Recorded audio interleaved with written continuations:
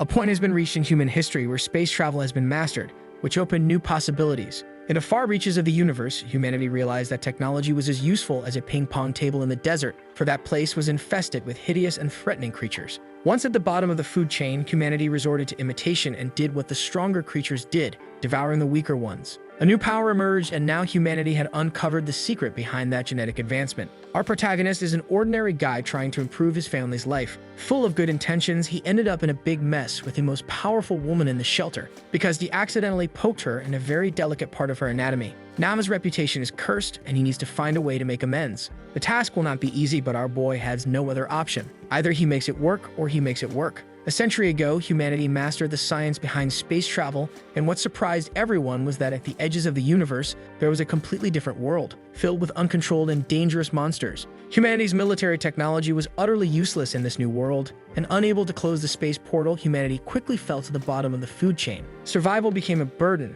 However, humanity's desire to live is very strong, and so the first man ate the flesh of monsters. This immediately led to a great biological transformation, and humans began to hunt the creatures to steal their souls. After hundreds of years of evolution, humans finally merged with the souls of the beasts, understanding the secret behind their genes. The only way to survive in this world is to keep eating the weaker ones, and it is called the Sanctuary of God. Our protagonist's name is Sem, and for now, he is an uninvolved human, but he has only been in this world for a month. Possessing exceptionally low luck, he has already become the target of criticism from his peers, and at this very moment, he is being chased because he ended up stealing the soul of a creature that those people worked hard to tame. Our protagonist agrees that stealing is not right, and if it were in his community, he would probably have already been disciplined by the parallel power. But in this world, the strong must exploit the weak. If he gets caught now, the only option will be to stop living painfully. Either he wins or he wins. There is no other option. But the situation is becoming increasingly complicated for him. Before arriving at the sanctuary a month ago, Sem intensely wished to know this place. As soon as he turned 18, he was eligible to pass through the portal, and then he discovered the Sanctuary of God. Although he was excited, the Sanctuary of God is not a place to be enjoyed. In fact, it is one of the most dangerous in the universe. But since his family needed money, Sam combined the useful with the pleasant. For someone like him who lacks the educational talent to enter college, that was the best option. At least there are various possibilities in the Sanctuary of God, and he is impressed with the armor that the hunters are wearing. As he walked, he felt an itch in his left eye. He walks distractedly, feeling this room, unaware of what is happening. In the nearby alley, a large magical creature appeared. The boy's first reflex was to be scared, as he did not expect to find a beast there. Now he understands why his left eye wouldn't stop itching. Immediately, he grabbed his sword, ready to end the creature's life, charging at it furiously. The tip of his blade began to penetrate the creature's fur, and he ended up hitting the beast in a very specific part of its anatomy, awakening everyone's curiosity. Immediately, a great smoke began to envelop not only the creature but the entire alley, and what was once a huge wolf transformed into an extremely well-shaped woman, and part of her attributes were so striking that they overshadowed not only the protagonist's vision but also that of the reader. Completely embarrassed, our boy realized that he had stabbed with his sword the ventral dorsal part of a female human being. The people there identified Kinexuan and that she had been stabbed. Definitely. Whoever did this is a person without sense. Kinexuan is the most powerful woman in that place, and now she is disappointed with our protagonist. The onlookers around are waiting for something worse to happen, as that rookie will certainly be exterminated. Shuan screams furiously, asking where he got the courage to try to stab her in the back. Immediately, several other men surround our protagonist, ready to demand the consequences of his actions. One of them kicked the boy's leg behind the knee, and that immediately caused him to fall prostrate. Zhuan said in front of everyone that anyone who dared to help that warren would become her enemy. Our protagonist realized that he was now completely dead. He doesn't know what he had done and didn't understand how the situation escalated to this level, all of this having arrived at God's sanctuary just a few minutes ago. Desperate, he believes that this is nothing but a bad joke or a terrible nightmare. That same night, he went to cry in secret in a cave near the city. Even though his situation wasn't easy, he needed to keep working, and used his sword to hunt black beetles. Consuming that meat, he would gain 10 genetic points. So far, he had consumed 30 of those creatures, yet his score wasn't increasing. Looking at his status, all he had were normal genes. If he continued at this pace, it would take years before he could complete his first evolution and gain any level. It seemed that evolving with the meat of weak creatures was completely useless. Our boy's desire was to hunt slightly larger creatures, however. He encountered a primitive intermediate-level monster and all he could do was flee. Not to mention that this event almost cost him his life, needing to recover for over 6 months. If he could join a team, things could certainly be different. While thinking about the event with King Xuan, his eye began to itch once again. And looking at the horizon, he saw traces of golden light. With that glow, there was the sound of a creature. That was also an armored black beetle. But there was something very different about its shell. As the monster approached our protagonist, he became intrigued, deciding that he would attack the creature before anything else. In no time, his blade was already in the abdomen of the poor arthropod. According to the system, he had obtained a divine soul. Surprised by what he had achieved, Sem became quite intrigued. Monsters are divided into 4 major groups, starting with normal, primitive, mutant, and divine blood, which is the hardest to obtain. Sem had heard a few people who managed to get this in that place, so he decided to look at the details of that soul. Noticing that it was of the armor type, he was eager to see what it could do. A huge golden glow rose from the ground towards the sky. Finally, those gems would start to interact with him, and what was once a golden glow became a thick mass, and it began to fully adhere to our protagonist's body, leaving behind a strange-looking armor, like an arthropod. Now that he was wearing that armor, Sem realized it was very comfortable. The sensation was one of lightness and great power, as expected from a rare-level monster. He was amazed by the people who had primitive armors, and never expected to have something of such high quality. His punches could destroy stones as if they were made of styrofoam. That power is truly impressive. Sem never thought the day would come when he would have divine power, and now he would finally build a reputation for his name. After this great achievement, he returned to his dormitory. Despite everything, he couldn't waste the ingredients of that soup. After eating that beetle, he gained 7 genetic points and believes that after that stew, he would gain much more. But there is another thing that intrigues him greatly. He managed to grab that small artifact from the beetle's body that didn't even seem to belong to a traditional insect's body. There with him was a caged creature, and immediately, the small artifact was snatched from his hands. Our protagonist looked back, trying to understand what had happened, only to see that the lizard had grabbed that sphere with its tongue and had now swallowed it. Quite upset, Han tried to make the creature spit out the sphere, but it showed no reaction, as if it were deceased, until its scales began to grow, and that cage became small for the creature, which once freed, it tried to attack our protagonist. Quickly, he managed to move out of the reach of its jaws, leaving a small stab in the creature's throat as a parting gift. Despite the quick reaction, that was very dangerous. The system informed our protagonist that he had defeated a primitive creature. Knowing the creature he had defeated, he realized that it had strengthened because of the crystal. The first thing he thought to do was recover the artifact, which was inside that lizard's body. Knowing that this is the secret behind the evolution of creatures, Han believes that this is his lucky day. At our protagonist's home, his family is being harassed. Relatives of our boy's deceased father want a claim to that property. Our protagonist's uncles are questioning his mother's right to stay in that house. Even the brother-in-law, a con artist, endorses the speech. The boy's aunt proposes that the widow pay the inheritance owed to each of them. The widow tries to explain her economic fragility to them, showing that she has a young daughter. But those incompetent people do not care about any of these problems. In a month, she must deliver the house or the money, otherwise they would have to go to court. As soon as they left the widow completely desolate, and our protagonist soon learned what had happened, recalling the ingratitude of his uncles who were helped by his father when they owed money and are now extorting his family. Disappointed, the widow believes she is a terrible provider and cannot protect her family. The boy consulted a lawyer who said the situation is solvable, claiming he would be responsible for putting an end to it. His mother felt a bit more confident. However, our protagonist's hatred for these parasitic relatives reached stratospheric levels. Back at the Divine Sanctuary, our boy hears news about the young prodigies. It seems that an adventurer managed to defeat a creature as strong as a demigod. They believe that the spoils of this creature could allow someone to evolve up to 4 times. Han believes that possessing that crystal could also allow him to achieve that one day. So he needs to go to Windfall Valley to earn more money and solve his family's problem. In the middle of the forest, he felt a bit disappointed, as if he had sold a soup made from that beetle, he could have made 2 million. His only option now is to use this crystal to strengthen creatures and earn money. Immediately, his eyes spotted something. A praying mantis was hiding in the grass. The creature could be identified thanks to our protagonist's exceptional vision. Wearing his new armor, he advanced into combat. As he got closer, the creature took flight. For a brief moment, Han was very surprised, until he understood he was being attacked. Due to being careless, he ended up getting hit and did not expect such strength and power from an insect. However, thanks to his new armor, he was completely unharmed. Back to reality, Han charged into the attack, slicing the praying mantis with his first strike. After returning to the ground, he believed that with this power, he would conquer the world.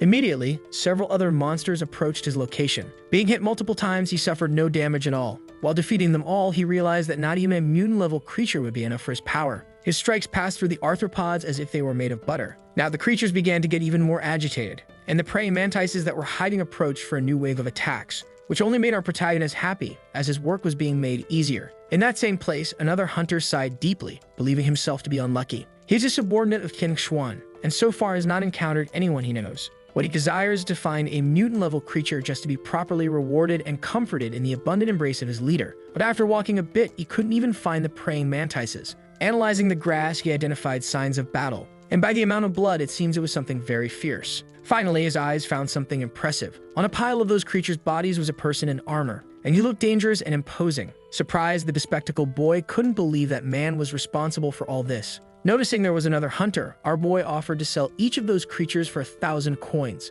Unfortunately, he hunted more than he should have and wouldn't be able to consume all that meat. The bespectacled boy is also very wealthy and liked that proposal, immediately showing the ample contents of his wallet. Willing to establish a good relationship with our protagonist, he said he could pay in the future for similar situations. Han realized that the boy could be his new source of money, so he asked for his contact information. The boy said he serves Kinexuan and that his dormitory is number 1046. And turning his back on him, our protagonist said he only cares about the money and would see him soon when there is something interesting to sell, leaving that young man quite excited. The wealthy boy watched as our protagonist walked away in the middle of the forest. And after moving away, our protagonist encountered slightly more dangerous creatures. They looked like a mix between a bear and a demon, and the first one jumped to attack. But due to the strength of his new armor, that was nothing. The creatures were defeated with great ease. The same happened again. Han defeated everything as if he were playing, but he needs a live monster to test the crystal. He realized he needed to be a bit more cautious. After that hunt, he obtained another soul, and that creature's soul has a good market value. He immediately absorbed the artifact that in his hands had become a spear. As he made the first movements with it, he realized it was very powerful. Meanwhile, something was happening at the gates of the sanctuary. Our protagonist approaches carrying a creature on his back. A large caravan of hunters is passing by, and it's getting closer to our boy. The leader of those people observes our boy in a haughty manner. Annoyed by his presence, he whipped him while calling him trash, wanting to know who had sold such low-quality items to him. The whip strike ended up hurting Han, who was upset by the jerk's attitude. Everyone there knows that our protagonist jabbed Qin Shuan's rear end, and the guy who whipped him is one of his lackeys, shouting to everyone that if they know of anyone who sold items to our protagonist, they will have a painful death. After this threat, his caravan continues on its journey. One of those men said that our boy was lucky, and if they had a little more time, they would have stayed just to beat him up. Han watches as that group of jerks moves away, understanding that he needs to increase his powers as quickly as possible. 3 days later, he is in his dormitory, in the company of the creature he had captured. It is still not at the mutant level, and evolving something at the primitive level is not as simple as he imagined. Waiting will be a waste of time. He needs to start hunting. Then he heard something from outside. Approaching a crack in the wall, he overheard the rumor. Many people are dying in the fields. It seems that a powerful creature has emerged. Armed with this information, Han immediately returned to the plains. Breathless, he believes he must not have been delayed. And from his elevated position, he was able to observe the movements of the other hunters. Among them was King Xuan leading his team. The ground squad advances courageously, and on the other side is an extremely dangerous monster. That kind of centaur can easily subjugate the hunters, passing through them as if it were a locomotive. Han understood that that creature with divine blood is truly powerful. The mighty monster is about to end a few more lives, but the jerk managed to dodge because he is very agile. King Xuan and his men watch as the monster moves. Quite enraged, the jerk advances, determined to resolve that battle. And our protagonist, who observes everything, began to wonder why that man is not afraid. Understanding that that divine blood monster is indeed formidable, its skin seems impenetrable to attacks. In contrast, everything the monster does in retaliation is lethal. At that moment, our protagonist realized that there is a significant difference between the beetle he had captured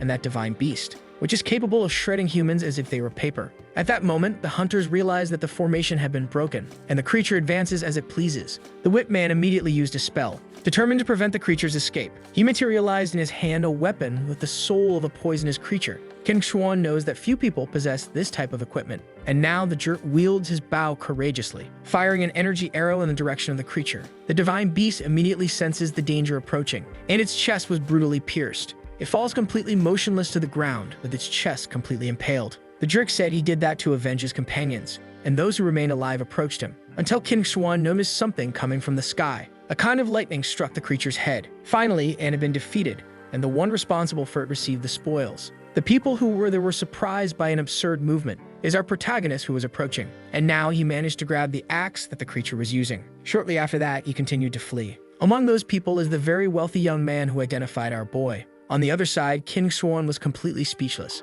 and the wit guy was intrigued by what the wealthy young man had said. Quite excited, our protagonist believes that was the heist of the century, leaving behind a handful of completely outraged hunters. The whip man cannot believe that his prey has been stolen and is now completely furious. After mounting his steed, he called all the men to follow him. Our protagonist realized that the axe is heavier than he was expecting. Because of this, the distance between him and his pursuer is decreasing, and as the chase progresses, he is constantly threatened. Even though he has 8 points of sacred genetics, carrying that artifact is truly difficult. And looking back, our protagonist realized that his situation would worsen soon. Knowing that he could not continue running, our protagonist thought that his life might meet a tragic end. He closed his eyes and apologized to his family as he took a risk he could not overcome. At that moment, he heard a voice in his head asking if he was really going to give up. And if that was his intention, our boy immediately remembered the words he heard from his father. He called him Little Grasshopper, teaching his son to fight, saying that it is just a game and now he needs to win. Our boy said it would be too dangerous to get close as the place was surrounded by monsters. Then his father said he could not remain paralyzed just because he was afraid of danger. Evolution is something all living beings need to overcome. Shortly after that, the protagonist's father shot a smoke arrow into the midst of the creatures that seemed to have blinded their vision, and the man advanced easily among the beasts, finally reaching the hidden enemy. After leveling up, he told his son that fear prevents adventurers from becoming stronger. He needs to be ruthless if he wishes to thrive in this world. And it seems our protagonist learned something from his old man. The man said that his son's kindness is very useful, but it has no function on the battlefield. What they are doing is just a game, and the real world is unimaginably more cruel. One can only trust oneself. This time, his father would teach him to do it the right way, taking the boy's sword and plunging it into his own chest, causing him to gain another level. This is the easiest way to become stronger and stronger. After revisiting this confusing memory, our protagonist seems as motivated as a truck driver working non-stop, fueled by party powder and suspicious pills. It was at that moment he realized there is still hope to overcome this situation. Feeling danger approaching, the jerk jumped at him furiously, and armed with the axe, our protagonist decided to merge the transformations. His body began to shine uncontrollably, and the jerk who tried to attack him became completely confused, realizing that his enemy had changed armor. Thanks to that fusion, our protagonist transformed into a centaur. This time he has much more speed to escape. He will never be caught. Noticing he had lost the soul of that creature, the whip man became quite flustered. He ordered his men not to stop chasing him while becoming increasingly enraged. Watching that escape, King Xuan was a bit surprised. One of her men said the path is quite winding. The truth is she is trying to understand how that thief managed to steal those souls so easily. Some of her men are commenting that if that equipment could have been sold, it would be worth a lot of money. Now they want to know the true identity of that thief. After managing to escape, our protagonist is exhausted. At his current level, he cannot maintain the transformations for long. If it weren't for the extra speed, he would have died. Unlike the other souls, that axe cannot be stored in a virtual space, and now it must have angered a large alliance of clans. That's why he buried the artifact in the forest. The souls of the creatures cannot be sold, but that axe is worth at least a few million. After that day, everyone is returning to the entrance of the hideout, commenting on what happened. Our protagonist is confident that his item is safe and hidden. He is stopped at the entrance, as everyone is being searched, until a man said he didn't need to do that, as our protagonist is a big piece of trash. So he is immediately pulled out of the line, which left our boy very happy. Inside the city, rumors about what happened are proliferating, saying that the whip man is deeply irritated with the thief. What is even more bizarre is that he ended up receiving the nickname Coin, which is a very nonsensical nickname. Inside Kim Xuan's room, she talks with one of her men. Interrogating the rich boy, she wants to know who he referred to as Coin. He reveals that he doesn't know his identity and that he only saw him once during a business transaction. Kim Xuan wishes for the boy to contact him again, suggesting that he seek him with the offer of a lot of money. She assured him that if everything went well, the young man would be very well rewarded. In the heart of the forest, our protagonist returned to hunting. The reward for his capture is so good that our protagonist wished to turn himself in to access the money. And so far, he has not managed to increase the number of mutant genes he possesses. In the midst of his ambush, he noticed eyes shining in the middle of the lake. But the creature soon disappeared the moment our boy heard sounds in the forest. A human figure is approaching, and their clothes seem very worn as if they had been abandoned. Distrustful, our protagonist approached the wanderer, warning him of the dangers of the swamp, and the beggar asked for the direction to the glorious shelter, being immediately informed that it is in the mountains located north of the steel shelter and does not know where the shelter the beggar is looking for is. At that moment, the wanderer realized he had wandered for so long that he had arrived in another region. Determined, he asked our protagonist to take him to the glorious shelter. However, our boy did not like that tone of voice. It sounded like he was receiving an order. He recommended that the beggar head south, saying he needed to continue hunting. Unfortunately, that wanderer was high on fentanyl and decided to strike our boy from behind,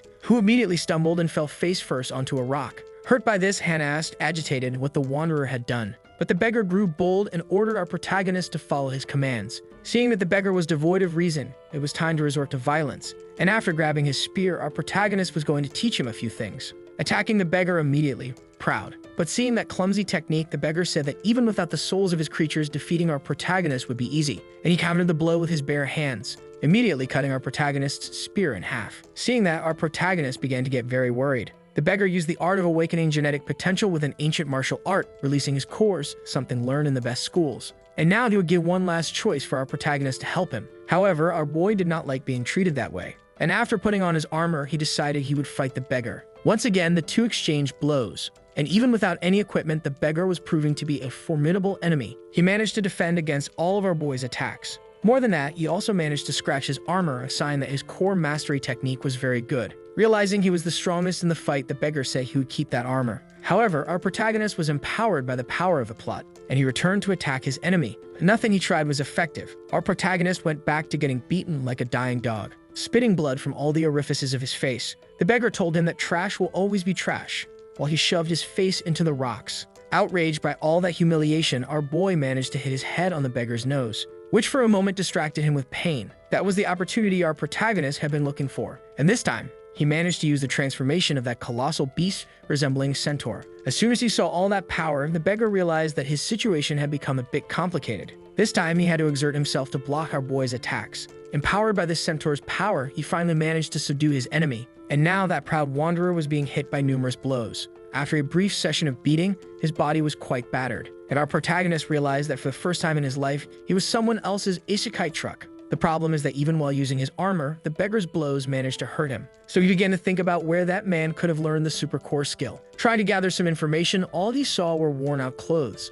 until inside a pocket of the shirt, our boy found a memory chip. Back in his room, our protagonist is reflecting. Just by looking at that memory chip, he knows it is definitely not a cheap artifact. And now he is eager to find out what data is hidden there. The first impression he has is very confusing. There are the details of the jade skin technique. And seeing the beauty demonstrate those techniques, our boy's processor goes into overclock. It was then that he realized he was very lucky, as he managed to access a high-level technique, so he wouldn't need to spend money on it. 3 days later, he had already practiced a lot, feeling the difference in his skin, which is much slimmer, softer, and silkier, as if it were a women's moisturizer commercial. The temperature of his body is also a bit lower. The problem is that he cannot keep this chip hidden for too long. It could be risky. While he was thinking about the problems, his phone started ringing. He already knows the lunatic on the other end. He seems to be some kind of acquaintance, and he was informed that other friends would be gathering. Curious, he asked where it would be, but the lunatic asked him to come down first as he was driving. Our protagonist knows he is being sought by many people, but since he still doesn't know his true identity, it should be safe to go out for now. Through the streets, they are driving in his friend's sports car.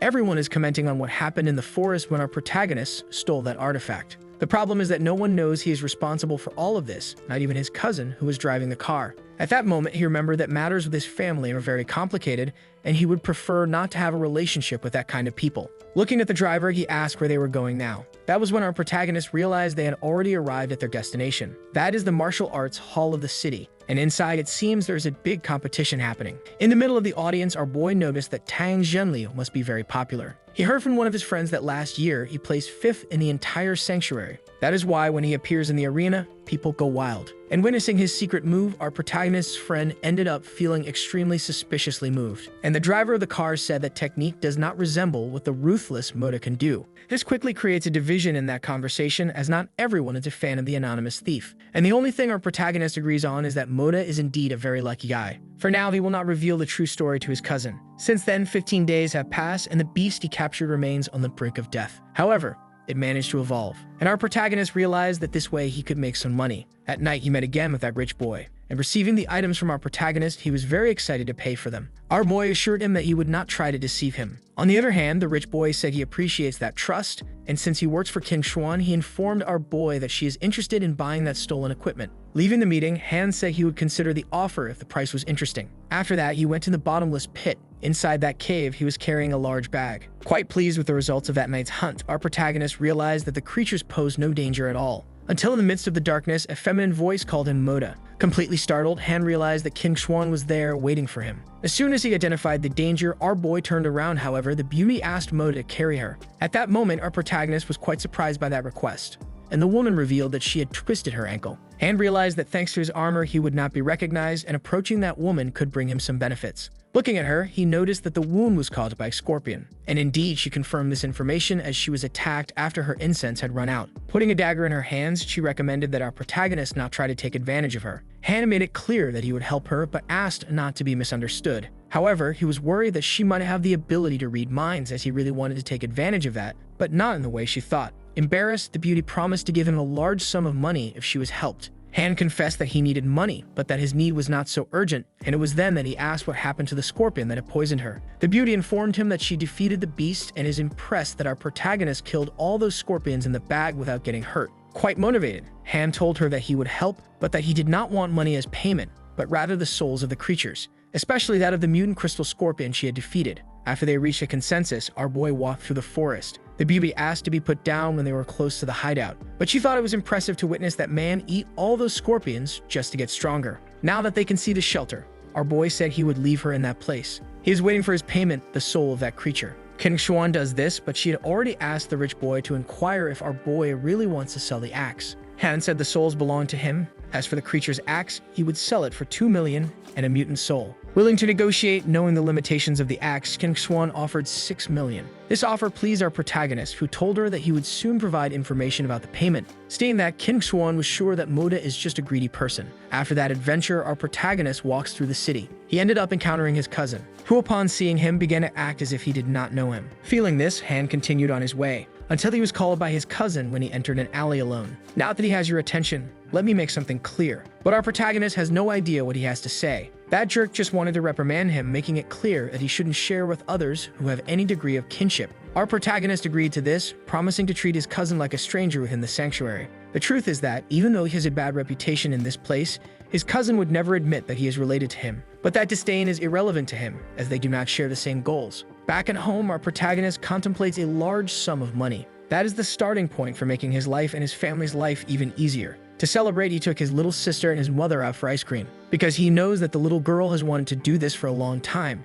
She was tired of eating sugar water, and she is very excited to finally eat a sweet treat. Their mother, on the other hand, is worried about the cost of this delicacy. But our protagonist made it clear that money is no longer a problem, and that he will only grow stronger as a hunter. Seeing that the place was crowded, they realized that the restaurant's good reputation is not without reason. As they were about to go up the stairs, they were stopped by a man who worked there. He informed them that that floor was reserved for celebrities and noble people. For a brief moment, our protagonist was confused, but his mother said it was fine. They would wait on that floor while he bought the ice cream. The truth is that the privileges promoted by these titles disgust our protagonist, and soon he will get everything he desires, as nothing will stop him. Our protagonist is now on the train, reflecting that whenever he takes it, it is always very crowded. Unexpectedly, the vehicle had to brake sharply. Inside, people were jostled around like cargo in a smuggling truck. And quite coincidentally, our boy ended up bumping into a certain woman. He took a moment to realize where his face had landed, and he was immediately met with an elbow from King Xuan. Our protagonist starts to explain that it was a misunderstanding and that it was an accident,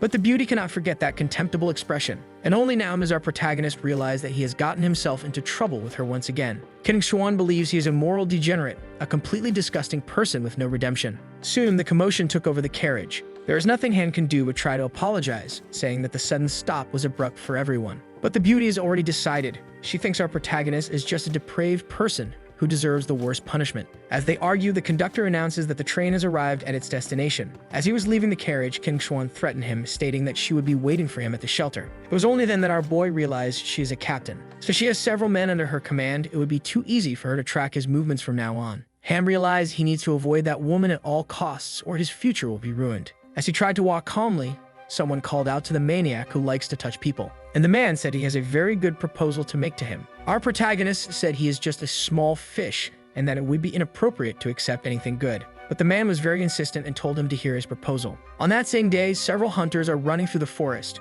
They are motivated by the money promised by the whip guy, so they cannot disappoint their employer. They are searching for mutant beasts, and so far, none have been found. Our protagonist began to wonder what they hoped to achieve with such a large group of people. Leading that group is, of course, the whip guy. I don't know about you, but he has a funny little face. His subordinate began to divide the men. Calling our protagonist a maniac, he warned that it was time for him to shine. Immediately, our protagonist realized that the crevice in the rock must be inhabited by dangerous creatures. Even so, the group of hunters entered there. It seems to be even deeper than they imagined. Trying to motivate his men, the leader of that squad swung a whip in the air, and it seems they have finally reached the deepest part. Before them appeared a huge lake, and that group of men observes the water in total silence, for there is no more path to tread. In light of that, the squad leader immediately showed inflatable boats. That will be enough to get to the other side. Our protagonists realize that they are very well prepared to explore this region, and so they continued advancing. Han did not understand why some people were left behind, since those men were going to the other bank. It was then that he noticed something hiding in the water,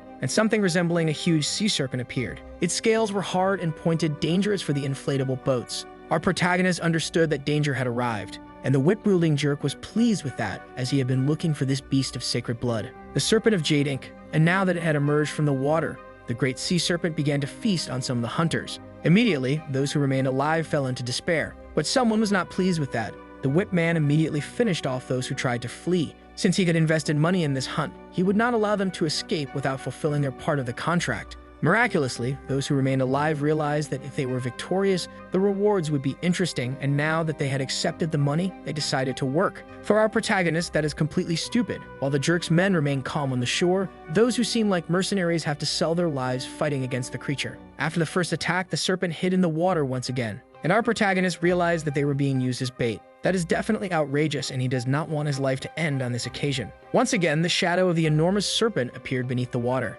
It attacked the boat where our protagonist was, claiming more lives. But thanks to the power of the plot, he managed to jump into the water and use his armor, seeing in that an opportunity to escape. Immediately, he began to swim further away, and one of those mercenaries noticed that out of the 34 people at the beginning, only 7 were still alive. Then the foreman of the whip man imagined that the serpent was already full, which made crossing the river very safe. Aware of this, he and his men began to advance, reaching the other side in total safety. After passing through a narrow corridor, they found another lagoon, and in that place there were 2 eggs of the creature. Upon that discovery, the jerk realized that he could increase his sacred genes once again, and he ordered some of his foremen to take the eggs. With great care, and the men did so, until they were surprised by the serpent's appearance once more. Realizing that he could lose his reward, the jerk decided to act. The other men who were there in his service also armed themselves. The priority was to block the attacks and rescue the eggs. To do this, they began to throw the mercenaries as live bait to distract the snake. With the creature distracted, the jerk believed he could escape safely. However, he saw something quite unusual in his path. It was the fist of our protagonist, who came to deliver justice for the poor souls. And once again, Moda managed to take valuable items from that jerk. While the fool tried to recover from the impact, our protagonist was already far away, carrying the reward. When he realized that Moda was responsible for this, the jerk went into a crisis. And our protagonist never thought he would have such luck, as that is definitely a nice reward. It didn't take long for him to reach the other lake, but he encountered something dangerous. Another snake had emerged from the waters. To make matters worse, the jerk's men were approaching him. Knowing the risk of the situation, our protagonist held the eggs tightly and threw one in the direction of the jerk, telling him to cooperate now because of the danger the serpent represented. However, the jerk did not want to cooperate. What he desired was to take the eggs and finish off our protagonist. As soon as he began to complain, he realized that the egg had cracked. One of his men tried to warn him of the imminent danger, as the sea serpent advanced furiously toward him. Worried, all he could do now was curse the existence of Moda, the Robin Hood of the dungeons. Back in the city, Ham was very satisfied with what he had achieved. He managed to increase his sacred genetic score by 13 points after consuming that egg. It was then that a feminine voice said that he knows very well how to hide.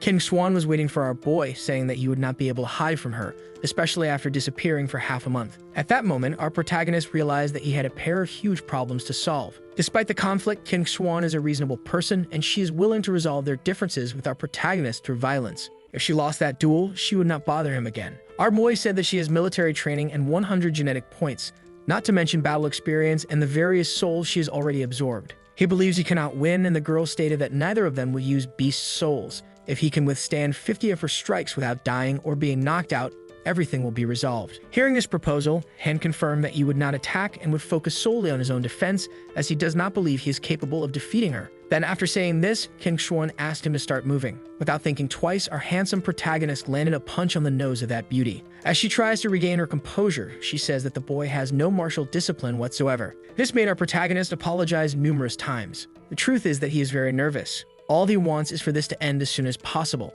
After recovering, the beauty warned that the fight would resume, and once again she was punched in the middle of the face. Our protagonist, very apprehensive, said that she had already announced the start. But now, knowing he won't be able to hit her frequently, he decided to take advantage of this opportunity. Unfortunately, he ended up provoking the wrath of that woman. She began to attack our boy as if he were a dying dog. She strikes with increasing force, determined to end his pathetic life. The training session ended quickly. Our protagonist could not withstand 50 of her attacks. Their duel was basically a one-sided beating. Sighing deeply, he realized he needed to get stronger. After that, the beauty went to take a shower but couldn't shake the feeling that was all strange. She could not accept that she was hit twice because she was distracted. Very suspicious, she decided to investigate a little more. Finally, she emerged from her shower. Now she is reviewing the footage of her training, realizing that our protagonist's technique is incredibly terrible. Despite the lack of technique, all of his strikes are explosive and strong. There is no feint, only determination. His type of movement is very similar to that of an assassin, and perhaps he distracts his opponents with his appearance, taking advantage of the opportunity. But for Qin Shuan, this hypothesis is unlikely, as he is too weak to be an assassin. Talent aside, she considers his character completely despicable,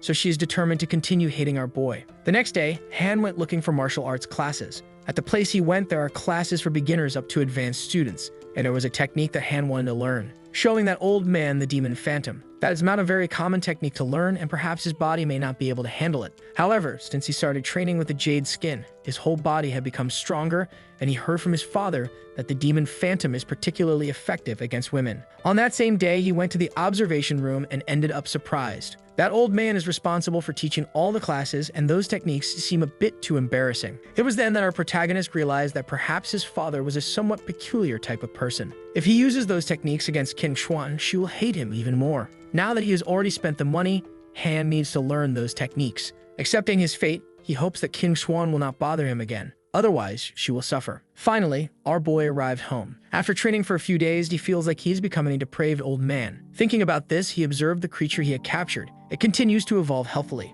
The next day, he went to the forest to hunt. He noticed that his alter ego was not being sought after, so that was the ideal setting to continue hunting. He also decided it was a good opportunity to see what kind of mutant soul he received from the transaction with Qin Shuan. And seeing that little fire cat, he was surprised as the creature is too small. Upon closer analysis, that little creature thought it could be a pet. However, the most common types are for combat and riding. And our protagonist's hope is that that little cat might have some kind of combat ability. So he placed the creature on the ground and ordered it to attack 3 monsters that were nearby. The creatures were peacefully eating grass, until the cat charged at them in attack mode, being immediately pushed away as if it were just a small nuisance. Han can't even understand how that cat can be so weak, given that its soul is from a mutant beast. As seen, the cat really was not made for combat. It is very possible that he fell into some kind of scheme set up by Xuan. At least, the cat is very cute. Now our protagonist cannot expect the cat to help him in any way.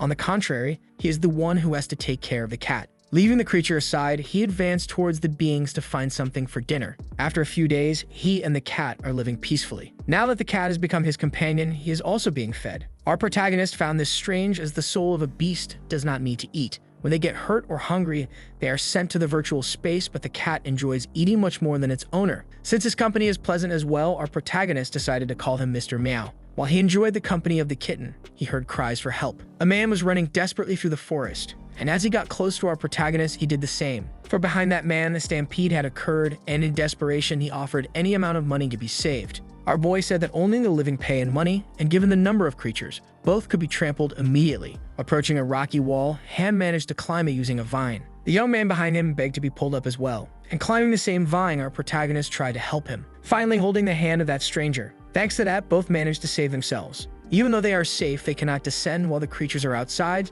so Han asked what madness that man had done to be hunted in such a way. The young man said he had lost all his beast souls, was very hungry, and found the small cub of those monsters, saying this while lighting a cigarette. Listening to the story, Han realized that cigarette was very good, a sign that its user came from a good family, or was just another addict squandering his own wealth to satisfy his vice. After briefly telling the story, the stranger asked for our protagonist's name. In response, he shared his name as well. It's called Lin Baifeng, and what he wants to know now is how far they are from the glorious shelter. Our protagonist has no idea where it is, however, the shelter of the seal armor is a 10-day walk away. As soon as he learned this, Lin Baifeng was frightened to realize he was very far from his original location. Still, he is excited that he might return home, assuring that he will pay our protagonist when he gets there. As he was very tired and exhausted, the young man asked if our protagonist had water or food. Showing him that he had those things, Han warned that the cup of water and the piece of meat each cost 10,000 coins. That amount left the young man completely surprised. However, our protagonist assured him that if he provided the money, he would provide the supplies.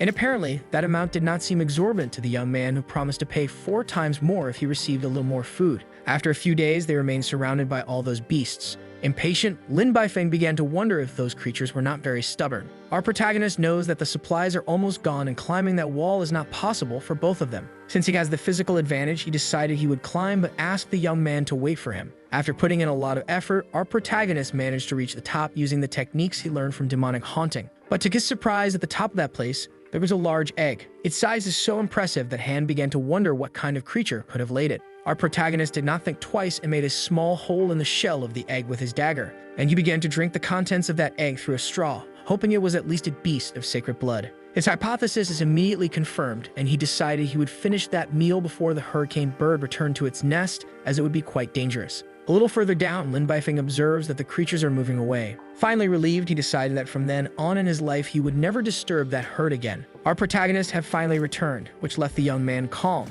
as he had begun to think he was in danger. He noticed that our protagonist's abdomen was very swollen, so Lin Baifeng asked if someone had gotten him pregnant in that brief time. Han revealed that he had found the egg of a hurricane bird and even brought a bit of its contents for him as well. The young man immediately drank the contents of the cup. Our protagonist noticed that he enjoyed it a lot but lamented that he did not gain any genetic points. The truth is that Lin Baifeng is deeply grateful for having consumed a bit of that too, remembering that when he returns to his city he will pay our protagonist. At that moment, Han warned that his reputation in the shelter where he lives is not very good, and it would be better to stay away from him. Lin Baifeng felt offended by those words, as he would never ignore someone who had done so much for him after saving his life. Moreover, if anyone dared to disrespect him in front of him, they would pay for it. Han realized that the young man was very impetuous and could be an excellent friend. After all that adventure, he finally returned to the city, gaining 5 points of sacred gene, and because of the money he made, he could also rest deservedly. But the joy of our protagonist lasts little. He soon found himself with Captain Qin Xuan again and realized that he might be bothered. Quite upset, she simply asked to be accompanied. Our protagonist obeyed, but this time he was not afraid of her. Once again, they were in the training hall. Thanks to his private training, he was already mastering the demon haunting technique. Thinking about this, he was almost caught off guard by Qin Xuan's first attack. Our boy asked why she didn't declare the start of the battle, and she says she learned this ugly habit of catching people off guard from him. She believes that our boy is an expert in stealth attacks and explosive strikes. If she doesn't give him a chance to attack, victory will never happen. Her foot quickly approached our protagonist, and using all his martial training, he managed to grab the thigh of that beauty, leaving the captain completely surprised, as she was then thrown towards the ground. In light of that advantage, Han asked if he could consider that a victory, realizing that the demon haunting technique is indeed incredible against women. Despite this, the captain only became even more enraged, saying that he is shameless. Completely furious, she manifested the soul of a beast in that place. The presence of the creature made our protagonist flee, and he reminded the captain that the terms of combat between them did not allow the use of such an animal.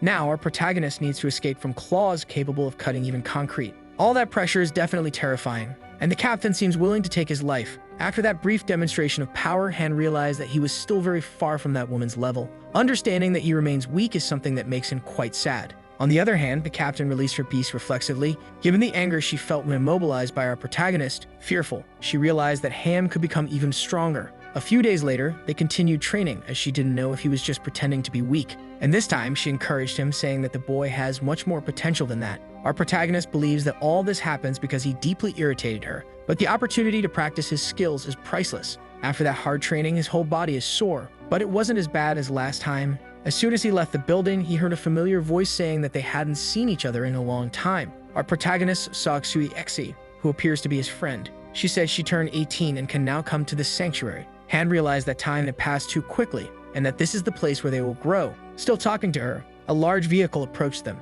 A young man got out and told his little sister that she could use the private transport they have at home. If she walked, she might be bothered by low-level people on the way to the transfer station. Then she went to explain the misunderstanding to her brother, stating that Han is her childhood friend. Our boy tried to greet that young man, but in a very rude manner, he made it clear that our protagonist is not worthy of being friends with his little sister, advising our boy not to bother her from then on. However, those words made Han feel offended, and the jerk confirmed that Han seems to have confirmed his own mediocrity, and now he was ready to teach a lesson to our protagonist. Immediately, Han realized that the demon haunting technique would be effective in close combat, successfully dodging the jerk's attack while reacting at the same time. Now both of his hands are on the collar of that impertinent being's jacket. Then our protagonist slammed him to the ground with all his strength. That was enough to make the man writhe in agony, leaving his little sister very worried. Now that he received a free sample of a beating, the jerk seems irritated. Han reassured his friend, saying that her brother doesn't just have a hard head, but a hard body too. He would certainly be fine after that impact. As it was getting late, Han announced that he would return to his lodging, suggesting to Xui Xe that they could go out to eat eventually.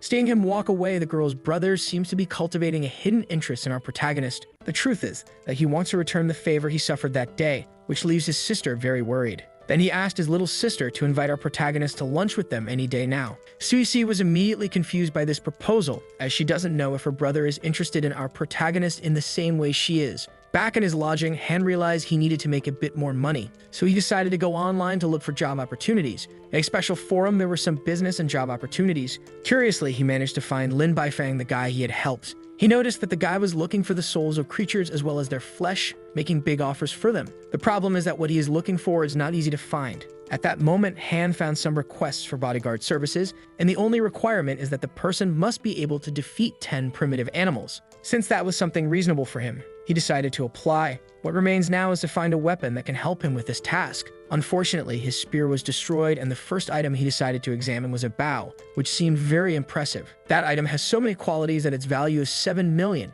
yet no one had bought it until now. This weapon is the Soul of Calamity, has a range of 800 meters, and can pierce metal at great distances. The problem is that it requires a strength of 7 points to pull its string. But the Jade Skin, our boy's strength, barely exceeds 8 points. Another problem is that he only has 1 million coins left. Interested in the item, he made his offer and realized that the seller was not online, or perhaps the offer our boy made was too low. But to his total surprise, the item advertised for 7 million was being sold to him for the symbolic price of 1 million. The next day, his order had arrived. Now Han needs to do some tests.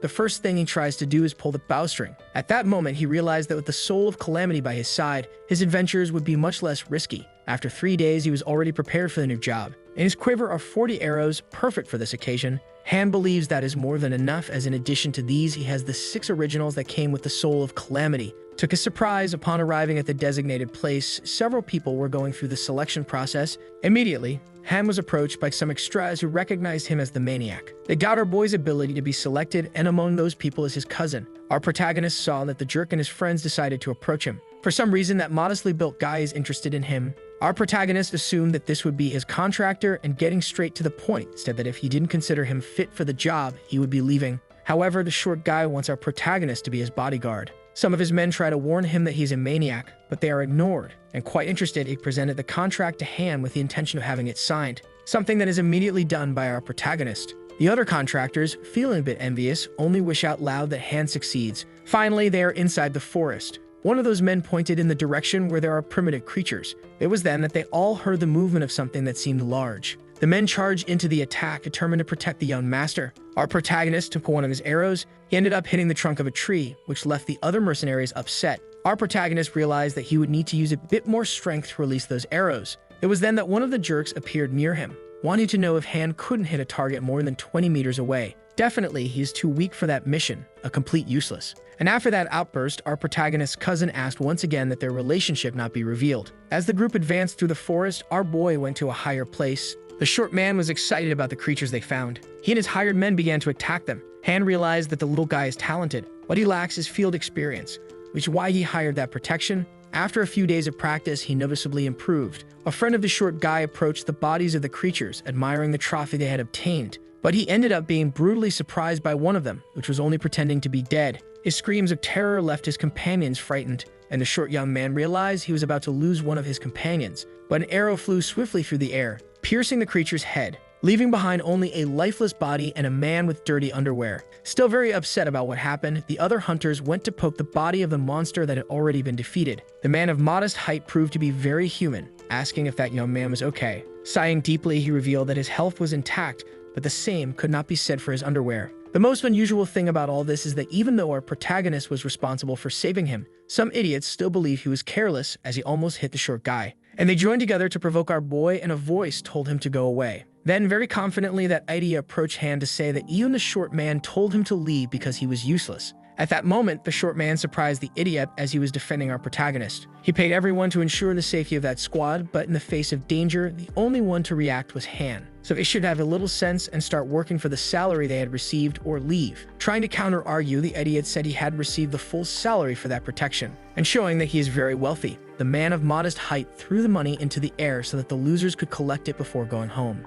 After being humiliated, which was well-deserved, the idiot was very upset with our protagonist. And after all that scene, the young man who was saved came to thank our protagonist for his actions. The short man knows that it takes a strength of at least 7 points to pull the bowstring of the bow that our protagonist uses. As soon as he heard this, his friend was surprised. It was then that the man of modest height made it clear that the minimum score is 7. and it is certain that our protagonist must have more than that. Seeing potential in him, he suggested they become friends, something that was very well received by Han. The truth is that he is quite excited to have found a client with so many resources and who is also a polite and reasonable person. The next day, they are all gathered at the shelter's gate, and that idiot decided to block our protagonist's way. He is not all happy about losing money due to his own foolishness, so he decided to blame our boy. And apparently the idiot is very upset about missing that job opportunity. Our protagonist's cousin is watching everything but decided he wouldn't do anything. And to everyone's surprise, the idiot couldn't hit our boy, who immediately managed to grab his attacker's hand. At the same time, he disarmed and immobilized him. Han's cousin was left confused. Everything happened so quickly that the image became blurry.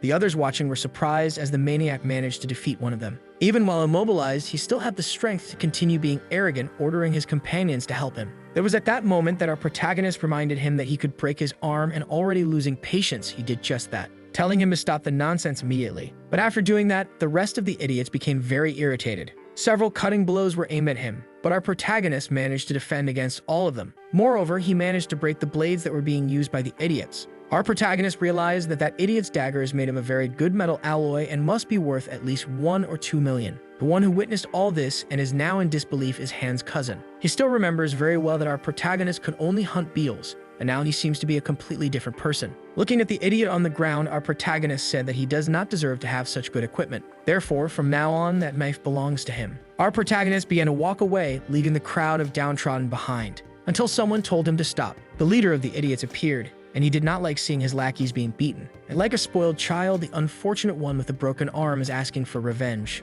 Unexpectedly, his leader called him a loser, saying that all of this is shameful. And wielding his whip, he promised that he would end our boy's life. Immediately, the two engaged in hand-to-hand combat. Han realized that this big-headed guy is strong. There are rumors that his strength is almost 10 points. On the other hand, the big-headed guy is impressed that our protagonist can defend against the blows of his whip. He definitely cannot allow him to continue living, and he decided to attack violently. But he had to stop his attack from happening upon realizing that our protagonist had drawn his bow. The idiot realized that his life could end painfully. All the other idiots are surprised by our boy's audacity. Our protagonist becomes very exhausted when using the bow, so as soon as he sees an opening, he will shoot. Fortunately for the extra, King Xuan appeared at that moment and asked our boy to lower the bow. Shortly after, she ordered the big-headed guy to put away the whip as well. Our protagonist is still quite apprehensive, but the presence of that woman made both of them obey her orders. The big-headed guy tries to say that he was disrespected and now needs to end the life of the maniac. Completely ignoring his words, King Xuan counters the boy's whip. The force of the impact is so great that he ended up falling off the horse.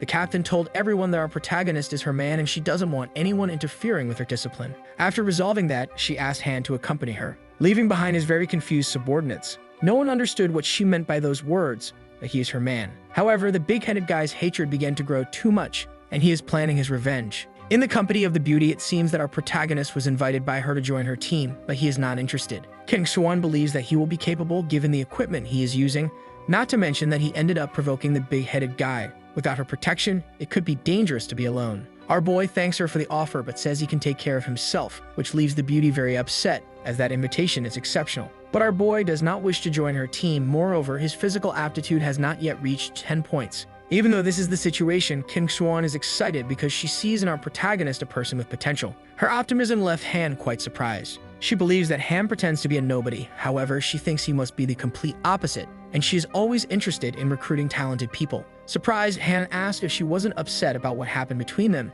and showing herself to be resentful, King Xuan asked that it never be mentioned again, making it very clear that if he does not enter the military school or does not have a noble title, he will be just an ordinary soldier fighting on the front lines. Showing a lot of confidence, Han asked how she knows he will never achieve a noble title. All he needs to do is keep practicing the jade skin and maximizing his genes, as he will soon obtain a title. But the young man's attitude is too arrogant for the captain, who doubts that this will ever happen. After all that coercion, she decided that she would join him, especially since it would be difficult to maintain enmity with someone as influential as King Xuan. After all that, Han finally lay down on his bed. Hearing some knocks on his bedroom door, he realized it was his mother who had something to say. She wanted him to take his sister to school the next day, which left our protagonist curious. She ended up being placed in a reasonably good school. She ended up being placed in a school with very satisfactory performance. That is the best, except for those aimed at nobility, which left our boy quite excited. The next day, he went to fulfill his task. Interested in his sister's school life, he asked if she had made any friends, but the girl is very shy.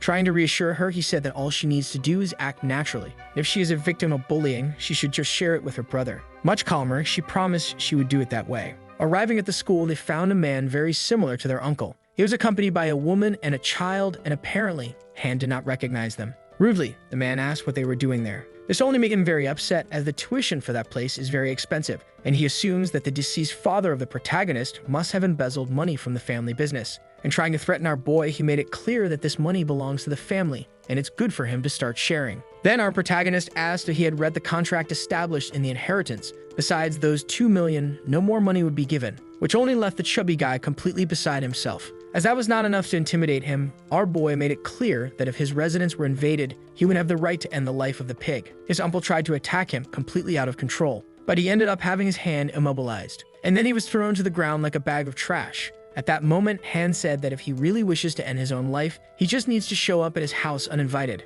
The little girl realized that her brother is exceptionally strong. Frightened, the chubby guy's lover said she would call the police. At that moment, Han revealed he had a small camera and wanted to know what his uncle's real wife would do if she found out about that second family. Desperate, the chubby guy tried to grab the camera to delete the evidence, and our protagonist seized the opportunity to crush the chubby guy's wrist. Now they were going to make a deal because they are family. All he had to do was pay 2 million to our protagonist, and that recording would disappear. Still very worried, the chubby guy didn't want to submit to that. So our protagonist became a bit more emphatic, twisting the poor guy's hand. Shortly after that brief exchange of ideas, the money was transferred. Our protagonist made it clear that he would delete the video, but everything would depend on his good mood, strongly recommending to the chubby guy not to bother his family again. As Han walked away, the overweight man shouted at him at the top of his lungs. And observing the wound on his hand, he began to wonder when that little brat became so strong. Unfortunately, Han was worried about his sister. Thanks to his uncle's intervention, she almost got delayed, and besides that, he didn't know if he scared the little girl.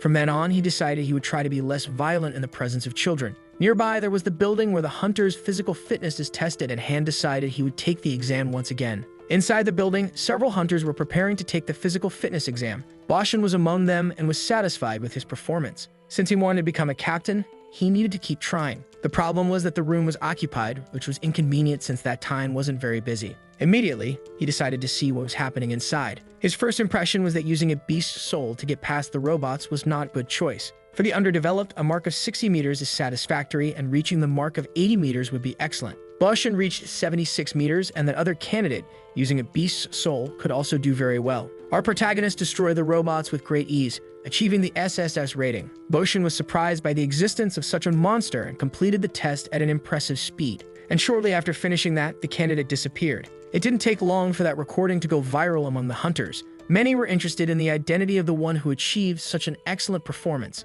In a very well-located beach house, someone called for the modestly tall boy. He had just finished some physical exercises and wanted to take a shower. But upon learning of the completion of the fitness test in less than 8 seconds, he was impressed. Lin Feng said that based on his personal analyses, this person must have maximized genes. He must also have cultivated a very good hypergene, and his beast soul is also of a sacred lineage. Completely curious, the short man wanted to know who he was. His true intention was to participate in the tournament of the Sons of God, so someone strong like this person could be problematic and needed to be eliminated. Lin Feng told him to get real. His prodigy certainly comes from an influential family. He would hardly be defeated by him. At that moment, the modestly tall man revealed that he had spoken out of turn. He wasn't being literal. The truth is that his friend was also curious, wanting to know who this prodigy was, as his strength could affect the dynamics of the shelter as a whole. Our protagonist continued his life normally. He couldn't disappear for a few days without King Xuan starting to get on his nerves. Using the excuse of being on her team, the captain wouldn't stop bothering him, constantly wanting to know his whereabouts. She instructed our protagonist to seek out his subordinate so that she could officially join his team. That excess of formalities left Han quite disheartened, and the captain hoped he would resolve all of this soon. Revealing that she would participate in a meeting with the Star Group, the death of our protagonist's father was related to this group, and apparently the captain knew that, under her tutelage, Han would be protected. Knowing this, our protagonist expressed his gratitude for her concern. The more he thought about it, the more signs there were that perhaps the captain was interested in him. He was being taken to the room of the woman the captain instructed him to talk to. Immediately, he greeted Leader Yang, saying he was there on the captain's orders. She didn't seem impressed with our protagonist, making it clear that he was 10 seconds late for that meeting. Han said it wasn't his intention to be late, but he ended up receiving a warning from the captain. Yang was outraged as he was attributing to others the responsibility of being punctual. Showing a paper on her desk, she said he should fill out that form. Our boy, thoughtful, imagined that Yang already hated him. even without reason. It was when the woman revealed a particular curiosity. She wanted to know what qualifications our boy had to make the captain break the rules of her own team to accept him. But our protagonist's processor was an overclock. The thermal paste had completely melted, because if Yang stayed in that position, he had no idea how he would return to thinking rationally. Using all of his concentration, he managed to fill out the form, and Yang told him to show up at the training field the next day. While they were talking, a transmission from the captain occurred. She was asking for the presence of Yang and our protagonist. Immediately, everyone saw the video of our boy's physical fitness test that ended up going viral quite a bit. Our protagonist was immediately surprised. He didn't know he had been filmed and was worried that his identity might be revealed. Yang soon recognized Moda and asked if anyone had seen his face, but the captain said that no one had. Immediately, our boy felt very relieved. Analyzing that video, the captain was sure that Moda must have his sacred lineage armor, and that was recorded at the physical fitness center. Now they need to find out who he is, as he would be very useful. Yang, on the other hand, couldn't think of any possible connection between Moda and influential families. Even so, the captain wanted to try to attract him to her team, so they wouldn't need the collaboration of bothersome people. Finally, our protagonist realized why she was so dedicated to recruiting new talents, as she was trying to disentangle herself from external help. Han said he heard that Moda only walks alone. It will be very difficult to try to convince him. But the captain has a trump card. She is sure that Yang will be able to convince him. Our protagonist realized that the strategy of the two would be sordid and cruel, and he was eager for this enjoyable game to start immediately. Back at his lodging, Han analyzed the creature he had captured.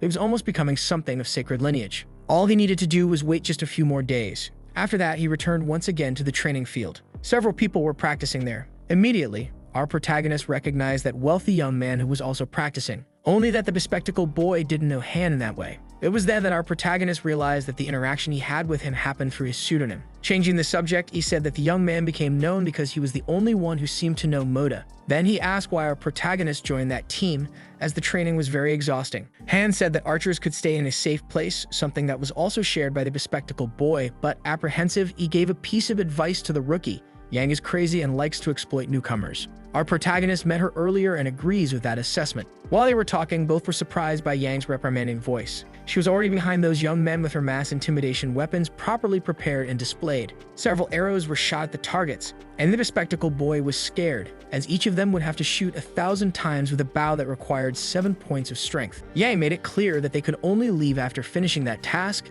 If they faltered, they would suffer physical punishments, which wasn't exactly a form of intimidation, not if it was done by Yang. But the bespectacled boy was completely desperate, as his strength had just reached 7 points now. Yang asked him to stay a little calmer, as the malicious supervisor had already left. It was then that the bespectacled boy said she would send someone to watch over them, and by the rules they needed to hit 1,000 times. Since there was no other option, our protagonist said they should start soon, as they had no deadline to finish, teaching that young man that a man needs to be resilient to trials. But having almost 10 points of strength would be easy for Han. The problem was that his colleague only had 7 points. On the other hand, if he could persevere, he would evolve a lot. While they practiced, some jerks passed by just to bother them, saying they were weak and weird. It seems they were going to hunt a sacred creature the next day, and the newcomers wouldn't go. The boy said that another clan found the monster, but they needed help to win. Han learned that they were the children of heaven, and now he understood why the captain went to that meeting. Amid the side conversations, the supervisor ordered them to return to training. Trying to talk to this man, the bespectacled boy asked him to speak with Yang, so he could finish his task the next day.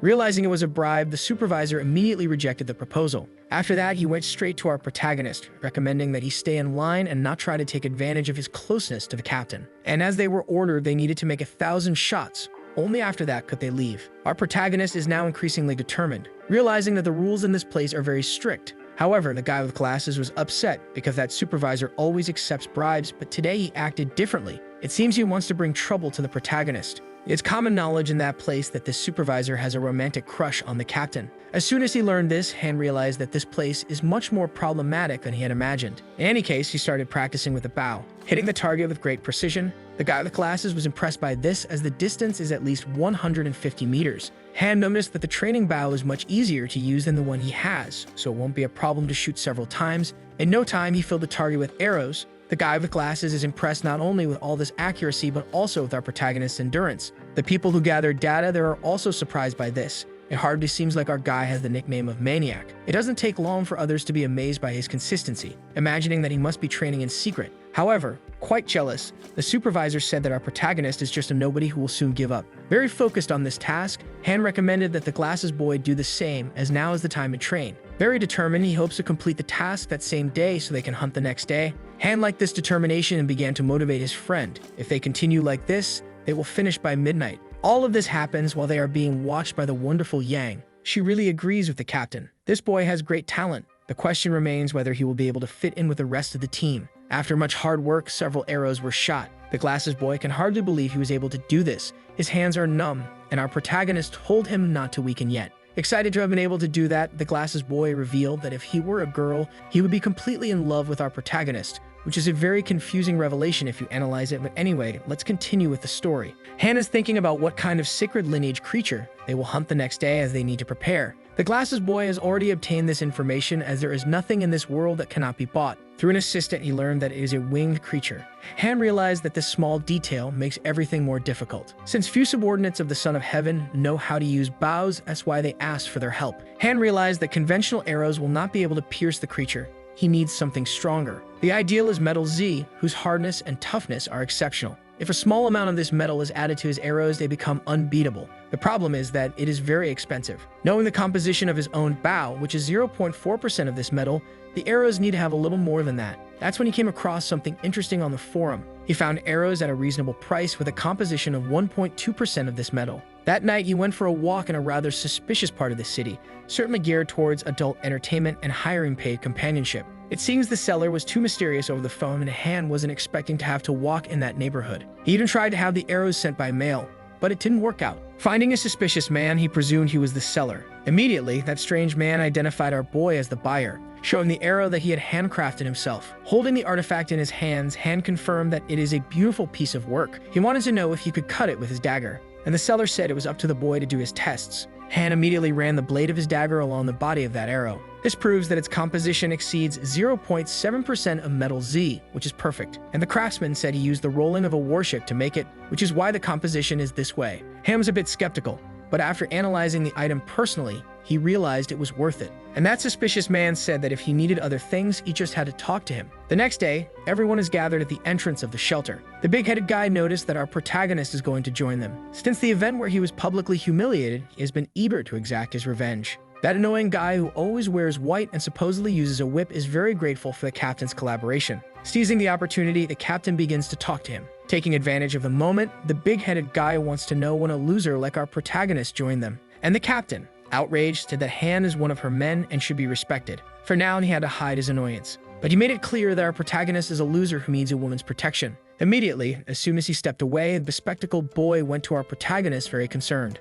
But he is not intimidated at all by the big-headed guy's threats. Now they have a long way to go through the forest. Finally, the hunting group arrived at their destination. The captain will lead her members to lure the creature, so the second team can begin the attack. Trying to impress the others, the whip boy presented several arrows made of Z metal that could be distributed to everyone on the team. Except for our protagonist, my god, these guys really try hard to be childish. Yang was very upset about this since our protagonist is part of her team. But the childish one doesn't care, saying that if he gives out the arrows, he chooses who will receive them or not. As she is not willing to talk to someone whose maturity is lacking, Yang decided to do it her way. She asked one of her men to select the 5 best from the last test to receive these arrows. The rest of her team will use the standard equipment, which is equally good. Yang realized that the Son of Heaven is willing to cause trouble for our protagonist, and feeling jealous, she intensely wished she could smash his face in a fight. Obeying her orders, the supervisor began to organize the archers. He told our protagonist and his friend to stay a little further away since they are not elite, saying this very disrespectfully. Han comforted his friend, saying they should obey. But the bespectacled boy is very upset with this rudeness. It seems they are being victims of retaliation. Han already expected something like this, as the Son of Heaven hates him fiercely. The bespectacled boy would like to know how our protagonist manages to have so much self-control, as even he is hating that jerk. Han revealed that he is deeply irritated, but his focus is elsewhere. The best way to resolve this is by demonstrating his strength. They should focus on defeating the creature and capturing its beastly spirit. However, the bespectacled boy does not think that is possible. The arrows they have will not be able to hurt the creature. While reflecting on this, he heard a terrifying noise. The captain's team managed to scare the monster, which is now flying through the skies. Yang pointed at the dragon and ordered her men to shoot their arrows. Properly positioned, they obey her orders, and several projectiles begin to approach that creature. But upon touching its skin, nothing happens. It's as if the creature has an extremely durable natural armor. The bespectacled boy saw all of this and was frightened. Han said that these arrows are just a distraction. They would only be useful if they hit the creature's eyes, and he has a single arrow capable of piercing that armor. Han cannot get distracted now, and the immature jerk advanced to the front line. He believes that this time he will finish off the creature. By shooting one of his arrows, he managed to injure the monster's wing. Its roar of pain filled the skies. Han realized he needs to wait a little longer, as the creature's defense has not yet been destroyed. Even with one of its wings compromised, the dragon continues to fly. Yang will not let the Son of Heaven take advantage of their collaboration, sending a similarly devastating blow toward the creature. Little by little, the dragon is being defeated. Now that its wings have been injured, the ground team advances to get closer. Everyone is chasing the creature. Unfortunately, Han does not have any mount to help now, and he might arrive late to the creature. Knowing the risks, Han starts to run even faster, and the bespectacled boy said they won't make it in time. Near them, the captain was also moving. Our protagonist did not imagine she would get close to the creature so quickly, having come from the bottom of the cliff. Seeing our protagonist, the captain asked him to give her his hand, something he did gladly as he also wants to defeat that monster. Finally, they managed to hold on to each other. And now our protagonist rides on her back. The bespectacled boy asked to be taken by them. After being ignored, our protagonist is having to maintain all of his concentration while coming into contact with that beauty's body once again. Sensing the impurity of his thoughts, the captain ordered Han to behave, as she only gave the boy a ride because he is talented with the bow. Properly chastised, he said he would behave. However, her behavior is confusing and Han does not know if she is interested or if she just hates him. In any case, everyone arrived at the location where the creature is supposedly located, but the terrain is very steep. Upon reaching the site, the captain asked Yang what the prognosis was. A little distance away from them is the envious one, who can't stop getting irritated with our protagonist, who this time was brought there by the captain. Yang said that the dragon is at the top of the mountain and they might not be able to defeat it, even with arrows. The captain realized they need to find a way to climb, otherwise the monster will be able to regenerate. The idiot's idea is to send people to the top of the mountain to scare the creature away. However, his men noticed that it is too steep to be climbed. This only left the idiot furious, realizing that those men wanted to give up after everything they had done. To motivate them, he promised to pay a little more, which ended up motivating his mercenaries. Yang noticed that this is a standard behavior of that idiot. He motivates people with money, just so they throw their lives away. The captain is also trying to motivate people to defeat the dragon. The idiot said it would be better for her to wait down there, but the girl ignores him. In a petulant manner, the idiot pushes our protagonist to go with the captain, with the duty of protecting her. But what he truly desires is for him to die in the process. After some planning, the team begins to climb the cliff. Among them are the captain and our protagonist. At the top of that place, the dragon is positioned. As the first hunters approach, the creature begins to savor them. Finally, the captain managed to get close to the dragon. She instructs her men to find a strategic opening to shoot only then. Those who received her orders positioned themselves at the top of the rocks. Given the number of hunters, the creature began to dodge. Our protagonist observes the dragon from a safe distance. He realized that very soon he would be able to shoot something lethal. However, he was surprised by the arrival of the idiot, who also wants to defeat that dragon. To no one's surprise, the idiot had summoned a creature just to attack our protagonist. This caused him to fall off the cliff, as his goal is to end our boy's life. Fortunately, he managed to grab onto the rope he had used to climb. However, the impact was quite painful. Thanks to his physical enhancement, his bones are intact. Otherwise, it would have been fatal. Now our protagonist is harboring a personal hatred for this idiot. Returning to climb that mountain, he decided he wouldn't leave things like this. Finally, the creature being hunted had been surrounded. The captain is using her golden lion beast soul to fight, and due to the imperfection of the terrain, Han cannot use all his potential. He realized he needed to wait a little longer. The lion begins to bite the dragon, while the gorilla strikes it on the head. The battle between these creatures seems more like an episode of Power Rangers. Finally, the captain advances, ready to deliver the final blow. The same is done by the envious idiot. Both charge towards the creature. But even though it was injured, the dragon managed to repel its attackers, throwing the captain towards the rocks. This left our protagonist very worried. It seems the dragon is stronger than they had imagined, and it plans to change cliffs. Han cannot allow this to happen, or they will lose the chance to defeat it. He immediately prepared to grab his arrow. The idiot also does not want to let the dragon escape. Shooting in its direction, another one of his metals, the arrows. The projectile approaches the creature, and our protagonist felt that this was the moment, firing his arrow in sequence. The two projectiles travel side by side, but our protagonist is much larger, thicker, and stronger. The dragon still does not know what is about to happen, and its life was ended without it expecting it.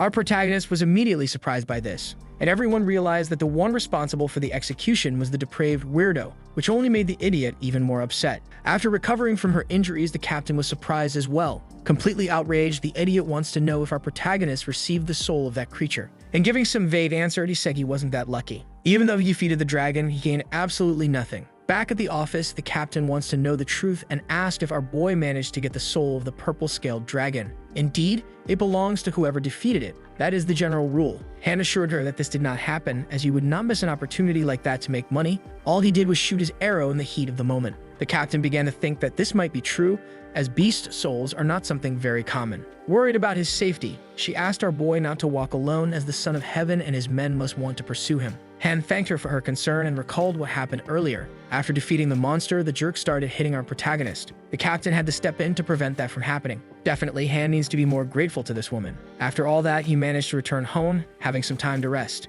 For the soul of that dragon belongs to him, and Han watches it in the palm of his hands. To this day, that shot with the arrow was the best of his entire life. Definitely, he will make a lot of money selling that. After leaving the bathroom, he noticed something. The skin of the beast he had captured had transformed. Finally, it reached the sacred lineage. The crystal he possesses is truly phenomenal. All he had to do was wait for 3 months. Compared to the jerk who has been struggling for over 10 years, the boy's pace is incredible. It's only a matter of time before he surpasses all those people and can advance to the second shelter. The time has come for Han to devour that creature. He needs to race against time to continue progressing this way. After eating that meat, he realized the flavor is very interesting. And thanks to that, he managed to gain sacred lineage points. In a single meal, he managed to gain 7 points, totaling 25 in total. The problem is that these Z-metal arrows are extremely expensive, and he needs to find a way to obtain beast soul arrows. His only source of research is the internet, but that won't be an easy task. Within the forum, he came across a discussion about an exploration in the swamp, which is a dangerous place. A player got there after being chased by a monster and learned that dangerous beasts reside there. He almost lost his life to a completely ordinary bee. Luckily, upon defeating it, he gained the poison arrow. If he had taken a little longer, he would certainly have been devoured, as he encountered a mutant creature there. This news filled our protagonist with determination and hope, as he needs to obtain that soul too. The problem is that the location of the Black Swamp was not shared. Even so, he decided to focus on what is most urgent. Back at his mysterious supplier, he asked if he made all those weapons. The craftsman did not expect his arrow to be used so soon, and now that our protagonist has returned, he would show him something much more interesting. Immediately, the craftsman showed a dagger with 5% Z-metal in its composition for the bargain price of 300,000. Our boy was very excited, and the value is equivalent to the arrow, but it has much more Z-metal in its composition, so he decided to buy it. He also noticed that there were several interesting weapons on the wall, but only one saber. Presuming it was special, he asked what it was about. The craftsman said that it is too good, having only 75% Z-metal in its composition and could be sold for 100 million. Han's first reaction was to be incredulous. That concentration is too high. Offended, the craftsman kicked our boy out of his shop, realizing he is just a broke kid. Looking back, our boy couldn't even understand what had happened. With current technology, it is very difficult to make a metal alloy with more than 5% of that metal. Now that he is outside, he felt his phone ring, so he immediately answered the call. He is being invited by Danfeng to appear at the Twilight restaurant the next day, as he needed to see something. Already at this restaurant, he is waiting for what Danfeng has to show, and the boy said it is certainly something exciting. Gathered with other people, there is also our protagonist's cousin, who did not expect him to show up. And the truth is that the feeling is completely mutual. However, our protagonist does not understand why his jerk cousin is acting so naturally with him. Finally, Danfeng was going to show what he has for them. In the palm of his hand was the soul of a beast, and it seems to be something very incredible. Han was impressed, as a weapon made with that must be very powerful. Danfeng agrees, saying he named the instrument Snow Tiger, which is a rather generic but very cool name. I would name my son Snow Tiger. But at that moment, our protagonist felt envy for this boy who already has a mutant beast soul.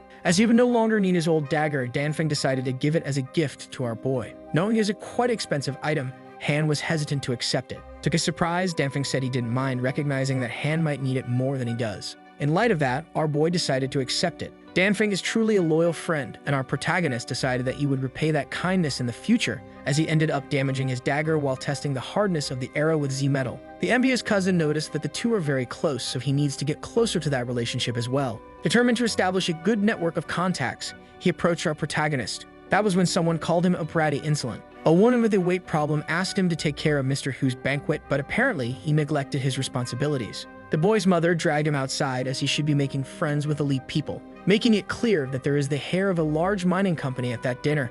That's why they need to become friends. The obnoxious cousin knows that this mining company was small until recently, so it would be better to get close to this young prodigy, thus he wouldn't have to be a sycophant to his cousin. Danfeng watched as the obnoxious cousin was dragged outside, accepting everything his mother said. He definitely does not like that kind of attitude. There was a name mentioned that sounded familiar to our protagonist, Lin Baifeng. It seems he has heard about this person somewhere. The supposed important banquet is happening at that restaurant. Many people want to meet Mr. Lin, eager to flatter the boy in every possible way. Everyone wants to get close to that young heir. there is no one with genuine interest at this gathering. The overweight woman is going to introduce her son to him in hopes of establishing a connection. Lin Baifeng asked if they needed anything. Some envious people did not like that solicitous attitude. The woman knows that the young man is going to the same shelter as her son, and the more that conversation develops, the more uncomfortable he becomes. In that same place is our protagonist, and immediately his aunt noticed this. She said she needed to take care of a matter and would leave the young people talking. Approaching Han, she stated that this is not a place for kids. Given his despicable reputation, she wishes he wouldn't ruin her son's future, claiming that he is not deserving of any kind of gift. Our boy simply ignores that large candidate for type 2 diabetes, hypertension, and an early stroke. But this only made the overweight woman even more irritated. That was when Lin Baifeng noticed that the boy's mother seemed to be arguing with someone, but he soon identified our protagonist. He immediately went to him to hug him warmly, revealing that he missed him. He searched for his savior everywhere, and it was only at that restaurant as he heard he could be found there. Danfeng, hearing all that, was surprised and asked the boy to explain. Soon, the rumor that he was saved by our protagonist began to spread, building him a good reputation. Those who were surprised by this are our protagonist's despicable relatives. Very politely, Han stated that they would talk about it later, as the occasion is not opportune. The young man offered him a ride as he has his ship outside, but our boy declined. Very excited, Lin Baifeng asked to meet in the future, as he considers our protagonist his savior. The leeches in that hall want to know who this person is that was treated with great respect by the young heir. Surprised by this, Danfeng wants to know immediately how the story of him saving that young man happened. Han left there, leaving behind only his envious relatives who cannot accept that he is having blessings in his life. Finally, our boy managed to explain everything to Danfeng, realizing that he never imagined he would meet that young man again, and one thing he is sure of, with that wealth he can pay everything he owes. The calm in the city was interrupted by a sudden explosion. Our boy became quite worried, and a message from the system indicated that an unidentified object entered the city perimeter. People are running desperately, fleeing from the focus of destruction, but our protagonist does the opposite. He presumes that it might have been a ship that exploded, and only one race has spherical ships, the Asura. At this stage of human history, they are the only interstellar enemies that humans have. They are humanoid in appearance and have horns on their heads, a sign of status. For a long time, they were able to oppress humans. Things began to change 200 years ago when the shelters were built. Thanks to that explosion, the city is without power and communications have been blocked. Our protagonist is thinking about what that enemy race wants to do in this city.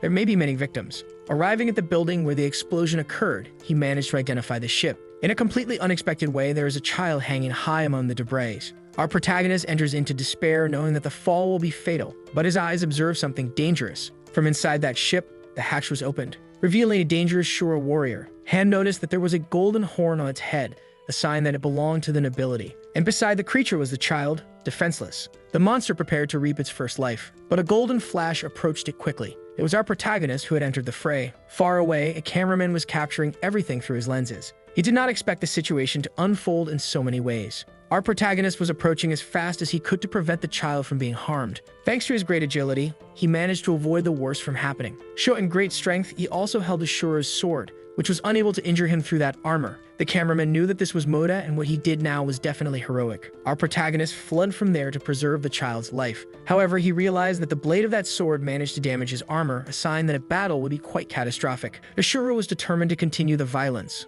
With a great leap, it reached our protagonist and struck him with its sword. It was almost worse. Han managed to perform evasive maneuvers, but he continued to be pursued by the creature. Destroying a window of a building, he managed to land with the child, and instructed the little one to hide under the table and not make any noise. At that moment, Han noticed something very strange. The situation had become much more complicated than before. Asura was already too close to their location, managing to strike our protagonist once again. Even though his armor had not been destroyed, the pain was very intense. The cameraman did not understand why Moda did not dodge that blow, as his agility was surprising. This was already being broadcast live, and people realized that the Shura was a formidable enemy for evolved humans. At this rate, Moda would perish. Protecting the child, our protagonist continued to be beaten, which left the cameraman frightened, as he did not want to broadcast the execution of a person. Outraged, Hen realized that he would not allow that child to have her future usurped. But the strength he had was not enough to subdue that enemy, who now seemed very motivated. The one in despair was the cameraman. He could no longer bear the tension of that moment, wishing for Moda to save himself. The people watching the broadcast were equally concerned. Before the Shura could execute its final blow, Han managed to move, grabbing the monster by the waist. He took both their bodies toward the ground, and the Shura asked if the young man was crazy. As they descended, the speed of both increased. This could definitely be fatal. A great impact occurred on the ground, and people wanted to know what the outcome was. The cameraman knew that this would be a major scoop, but he was still human and did not wish for Moda to have been defeated. He rushed to the epicenter of the impact, desperate, filming the body of the creature completely annihilated. But he still had doubts. He wanted to know if Moda had managed to withstand that. Only then did he return to filming what was in that building. Many children were gathered on that floor. That was why Moda could not dodge the blows, and people realized that his action was even more noble. It didn't take long for that recording to go viral within society. Han realized that the Shura were indeed strong. Thanks to the strengthening of his body, he managed to leave without serious injuries. But he did not expect that action to have been filmed. Luckily, he managed to escape as soon as it was over. In addition, he obtained a small trophy, the sword that the creature used. Their forging technology is much better than human, and that is a war sword of a golden horned Shura. Certainly, if he used that, the people who saw the video would recognize the artifact. Han decided to make some changes to its grip and blade. And handling the sword, he believed he had broken it accidentally, realizing that, in fact, there was some kind of chip there. It must definitely be something good, so if he went to the computer to take a look, there was the content of a technique, the reverse heart cut. Our protagonist was immediately excited.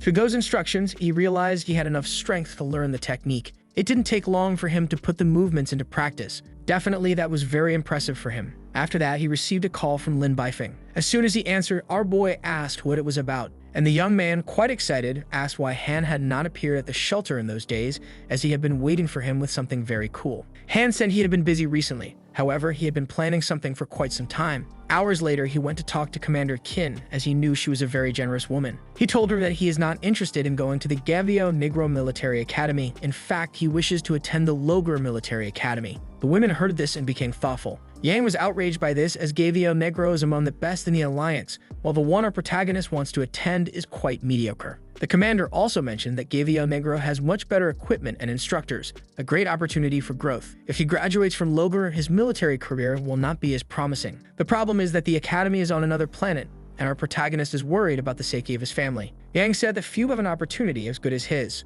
Only then did she tell the commander that the video analysis had been completed. Curious, he decided to take a look. What is playing on that screen is our boy's combat. He is deeply upset with the person responsible for the recording. After analyzing that data a bit, Yang concluded that the human warrior is extremely foolish. Very surprised by this comment, Han wanted to know what motivated it. She said that with wings and that agility, it would be much better for Moda to use distance in combat. Even so, he chose to duel up close. Commander Kim agrees with this assessment, also noting that if the Shura warrior had been injured in another way, Moda would have been defeated quickly. Han is surprised that they analyzed the data so quickly. This is the second recording they have of Moda.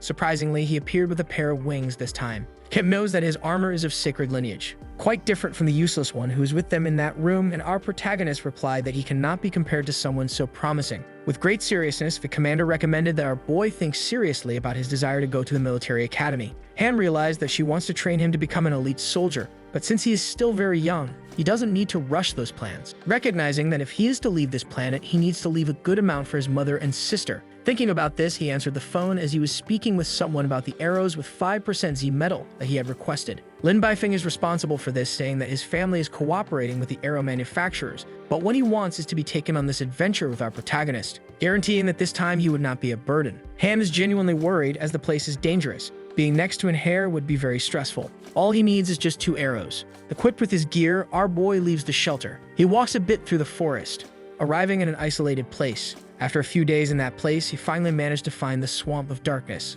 where that filming with the dangerous beast was done. Nothing can stop him now, as our protagonist wishes to obtain the soul of that creature. Indeed, the creatures inside the dark swamp are fierce and dangerous. Unfortunately, our protagonist cannot eliminate all of them. In the water, he saw several snakes swimming. He decided that this would be his first target. Since he only has 2 long-distance arrows, he needed to tie a rope to the end of each of them. The snake was quickly dispatched, and now our protagonist can fish for the creature he has caught. He was very excited about that hunting method. In the lake, there are also several fish, and our protagonist would not miss this opportunity, because he's a fan of sashimi. For him, the experience of fishing this way is very pleasant. But to his surprise, the fish managed to drag him for several meters. As he approached the creature, he cut it with his sword. In no time, he had already obtained a bestial soul and a mutant one. That place is paradise. As a result, he also managed to make a nice meal using that meat, which granted him several genetic points. What makes everything even better is that Mr. Mayada is by his side, feeding on those creatures as well. Unfortunately, the mutant fish has a bestial soul of the lance type, which is not very useful for Han right now, but it could be his substitute lance.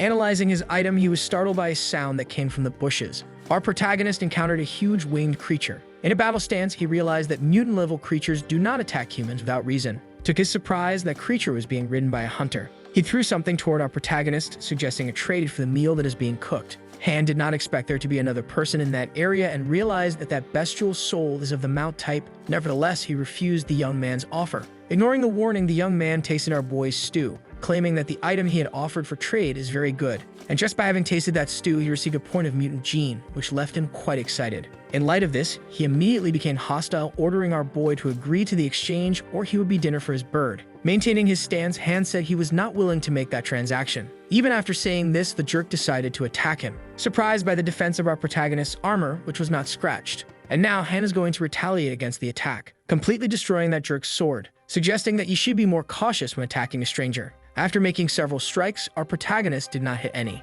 However, the boy had to dodge. Otherwise, he could end up getting hit, realizing at that moment that his face had been injured. Very angry with our protagonist, he got on his mount, promising that he would take revenge. Immediately, the large bird took to the skies. However, our protagonist spread his wings as he would not allow them to escape. Definitely, that unexpected sight left the boy very scared, and in the air, he became a much easier target. Our protagonist managed to stab him from behind, and now he will do it once more, hitting part of the boy's anatomy that should not be touched in that way at all. Very regretful, he begins to plead for forgiveness, saying that it is all his fault for being foolish. As a sign of defeat, the boy waves his own underwear in the air. That night, our protagonist kept him as a prisoner and decided to gather some information by asking where to find the mutant black stinger bee. The boy said that this monster is very dangerous and that if he were our protagonist, he would try to find it. The search begins in the middle of the dark forest. The jerk is guiding our protagonist to where the bees are, making it clear that this is dangerous. Ham warned the boy that for the sake of the lower ventral dorsal part of his anatomy, it is best that he follows the plan as, if successful, he would be rewarded with some mutant meat. Forced to cooperate, the boy is disappointed.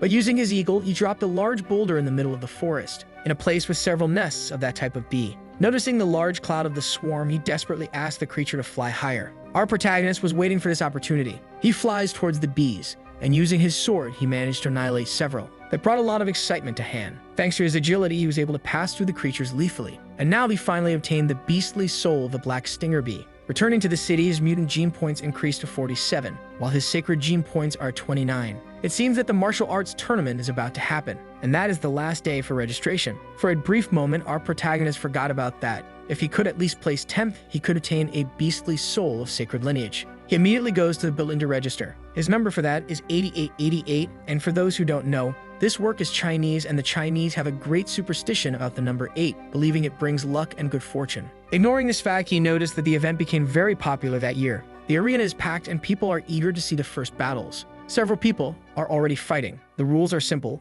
Each competition has 100 candidates. It is a fight among all, where only the winner moves on to the next phase. So far, 50 groups have fought. Our protagonist's group is number 88. It seems that you might not be able to compete that day. Ham was surprised by the arrival of that jerk and his particular big-headed friend. Wanting to know if they are in the same group, the big-headed one does not make an effort to hide his dislike for the protagonist. At that moment, Commander Kim appears, as she knows it will soon be the Celestial Sun's turn to fight. He is very confident that he will be able to advance to the next phase, and he asked the beautiful woman to watch his fight. Immediately, the woman asked if our protagonist was afraid of that jerk, and he said yes. Increasingly interested, she asked why. And our boy said that he is very strong in addition to being the heir of an influential group. However, Yang said that when killing the purple-scaled dragon in front of him, the boy did not hesitate. Immediately, the commander asked if everything our protagonist does is to protect his family. She was so assertive that Han is wondering how she was able to figure everything out, and indeed, his greatest treasures are his sister and mother. She was very pleased to realize that he is a good son, an even greater reason for him to go to the Black Falcon Military Academy.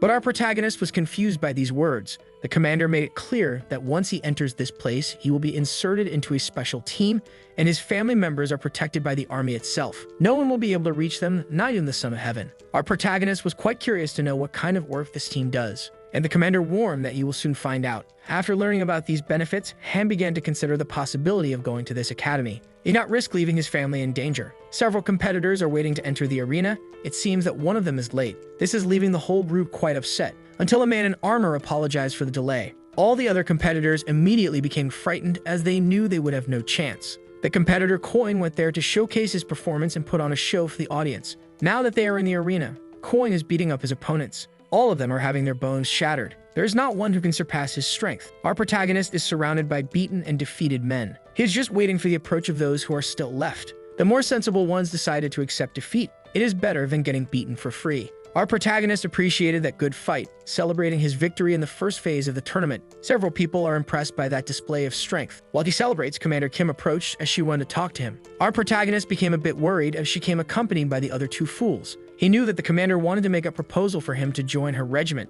The little fool is upset that Coin has stolen his beasts twice. Still, he went there to hear the boy's response. Commander Kim said that they lead the largest organizations in that shelter, and they are allies, and that is why they need to make him cooperate. Coin said that he will not be an enemy of anyone, but he also does not wish to ally himself as he likes being a lone wolf. The other guy even agrees with this, but would like to gather some information on where Coin usually hunts his beasts. Unfortunately, our protagonist cannot reveal that he does this by cultivating the beasts with the crystal. He said he was just lucky, and that he has dozens of mutant beasts to sell. The guy became quite enthusiastic about this, wanting to buy them all, which left the commander furious for being ignored. In light of that competition, the bigger fool is willing to spend a lot of money to achieve this. For those who claim to be allies, it was easy for our protagonist to create enmity. It was at that moment that he said he would not sell the beasts he captured for money. What he desires is the access card for purchases in the S-level lounge. Immediately, the three were surprised by this, as this zone has the highest level of restriction, where money is not enough to pay. The rich boy said he is willing to pay 2 million for each beast, but our protagonist rejected that offer. That night, on the same day, he met with the commander in the middle of the forest. She managed to get the card that Coin was desiring. Receiving that, he realized that she is much more trustworthy than those other two guys. As payment, there are 30 black sting bees which will guarantee her many mutant genes. There is also a lot of processed meat from sawfish and from the snakes he hunted. All of this could be sold for 3 million. The commander accepted the price. However, she made it clear that she does not do business with him just because of those gene points. Back in his room, Han realized that it was easier than he had imagined. She will continue trying to make him join her regiment. If she knew who he really is, she would certainly faint from frustration. In any case, our boy needs to find a hypergene technique with this card. He realized it would be very good to teach something to his family, thus worrying less about the safety of both. The Sacred Angel technique seems interesting, as the cultivation process is peaceful and very gentle. It is like having indestructible bones gradually strengthening the cultivators. However, the boy realized that it does not compare to Xulingyan's techniques. The next day, our protagonist went to his sister's school to ask for a break for her,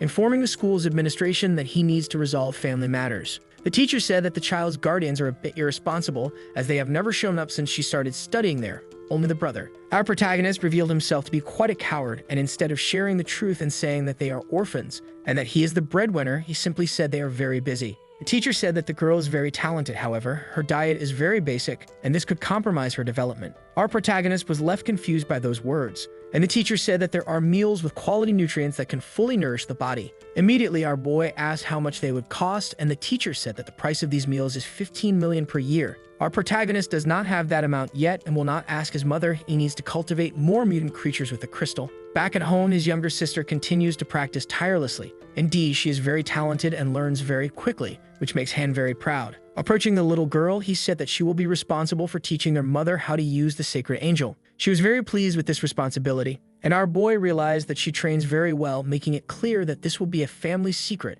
and that soon she will receive S-level meals. The girl is eager because she wants to become as strong as her brother. At Commander Kim's office, Yang asked if she would really do that. After a long time, she is still waiting for an answer. The woman's patience is wearing thin. Showing a small pill, Yang said that this man is not worth the effort, but she will not question the commander. At another moment, Kin is in the training room practicing with our protagonist, who continues to be beaten by her. But this time, the commander is not holding back. Kim noticed that he has made little progress lately, revealing that she had high expectations for this boy. She ordered him to drink water and rest because he is not capable of continuing to train at this level. However, our protagonist noticed that she also became very tired. Han drank the water that was given to him by the commander, and something began to happen in his head. Immediately, his thoughts went to a place that was too strange, and he imagined the commander interested in him in a very adult way. Thanks to the jade skin, purity can be maintained in his body, and Han is warned of all spells and poisons. He realized that there was something in that water, so he is thinking about the commander's true intentions. Imagining that the drug took effect, she approached our boy to ask which part of her interested him the most.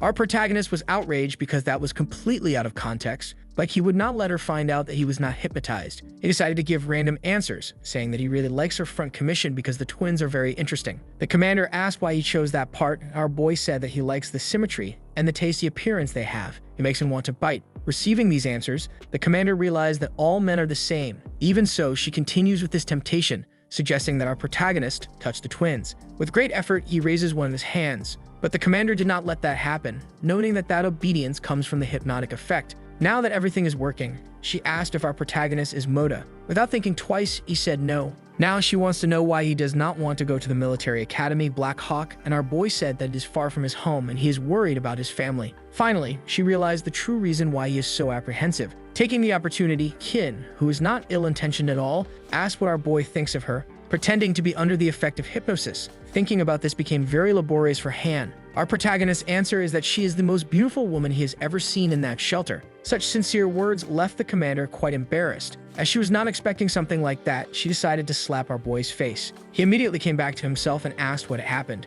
because all he remembers is fainting after drinking that water. The commander said that the fight was too intense and he fainted from exhaustion. She was just trying to wake him up. However, she regretted getting angry because she could have asked several questions at that moment. Our protagonist, on the other hand, realized that with a few questions he managed to make her flustered, which is very interesting. But now, with fewer suspicions about him being Moda, preserving his identity became easier, so he can gradually reveal his true potential until the character he created is forgotten. At night outside his shelter, he met with Lin Baifeng, all to avoid drawing anyone's attention. Inside the bag are the fish he confirmed he would deliver. However, in that same place are two idiots, one whose name I refuse to learn and the big-headed one who always walks in his shadow. Lin Baifeng found it very peculiar that the Son of Heaven was there too, claiming that our protagonist is his friend. The big-headed one immediately felt the urge to put his revenge into practice but was stopped by the other idiot. In light of that, the biggest jerk said they wouldn't waste time on this fight. Our protagonist learned from them that in the next phase of the tournament, Moda will fight against Kabakudo. The next day, everyone is gathered in the building where the challenge takes place.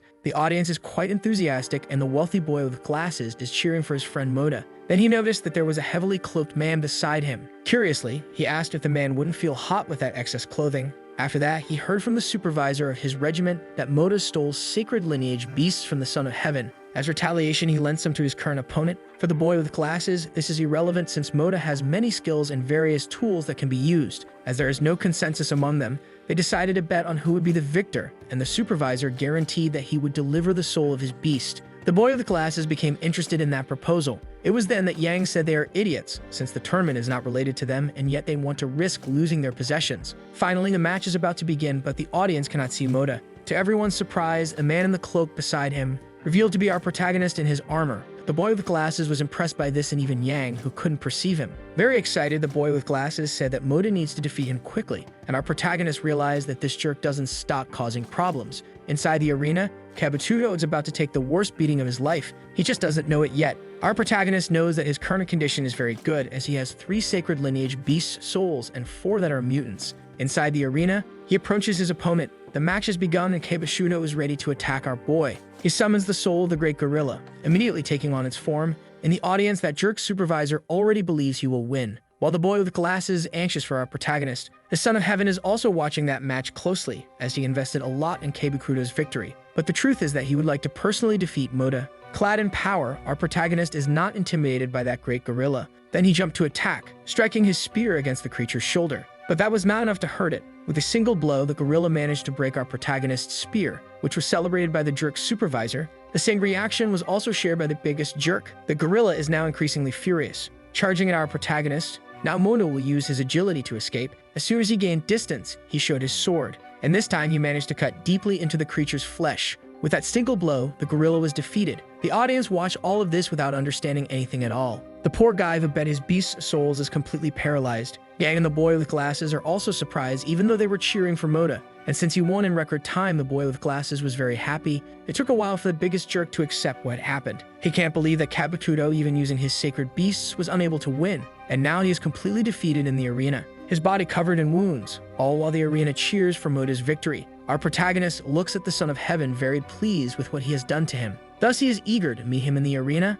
Outside, the boy with glasses is unveiling the new beast he received, as it looks very cool. Our protagonist realized that this victory demoralized the Son of Heaven. However, the biggest winner was the boy with glasses, who now has a mount. As soon as the boy found our protagonist, he said that Miss Yang was looking for him. Worried, Han warned that he hasn't broken any rules in the past few days. Since he has a mount now, the boy with glasses offered a ride, which was declined by our protagonist. The truth is that he is dying of envy for that mount and soon wishes to have one for himself as well. Finally, Han arrived at Miss Yang's office, and she informed our boy that the commander authorized his special training to be advanced. Given what happened to them recently, our boy was already expecting something like this. Yang said that he will go to the testing hall every day for training, making it clear that if he doesn't pass this test or finds it too tiring, he can give up. He ended up going to the army's testing hall, returning to Miss Yang after completing that entire evaluation. She realized that all of our boy's stats are below 10, saying they are worse than she was expecting. The truth is that our boy had to hide his true attributes so as not to scare her off right away, and that was the most exhausting thing he has done to date.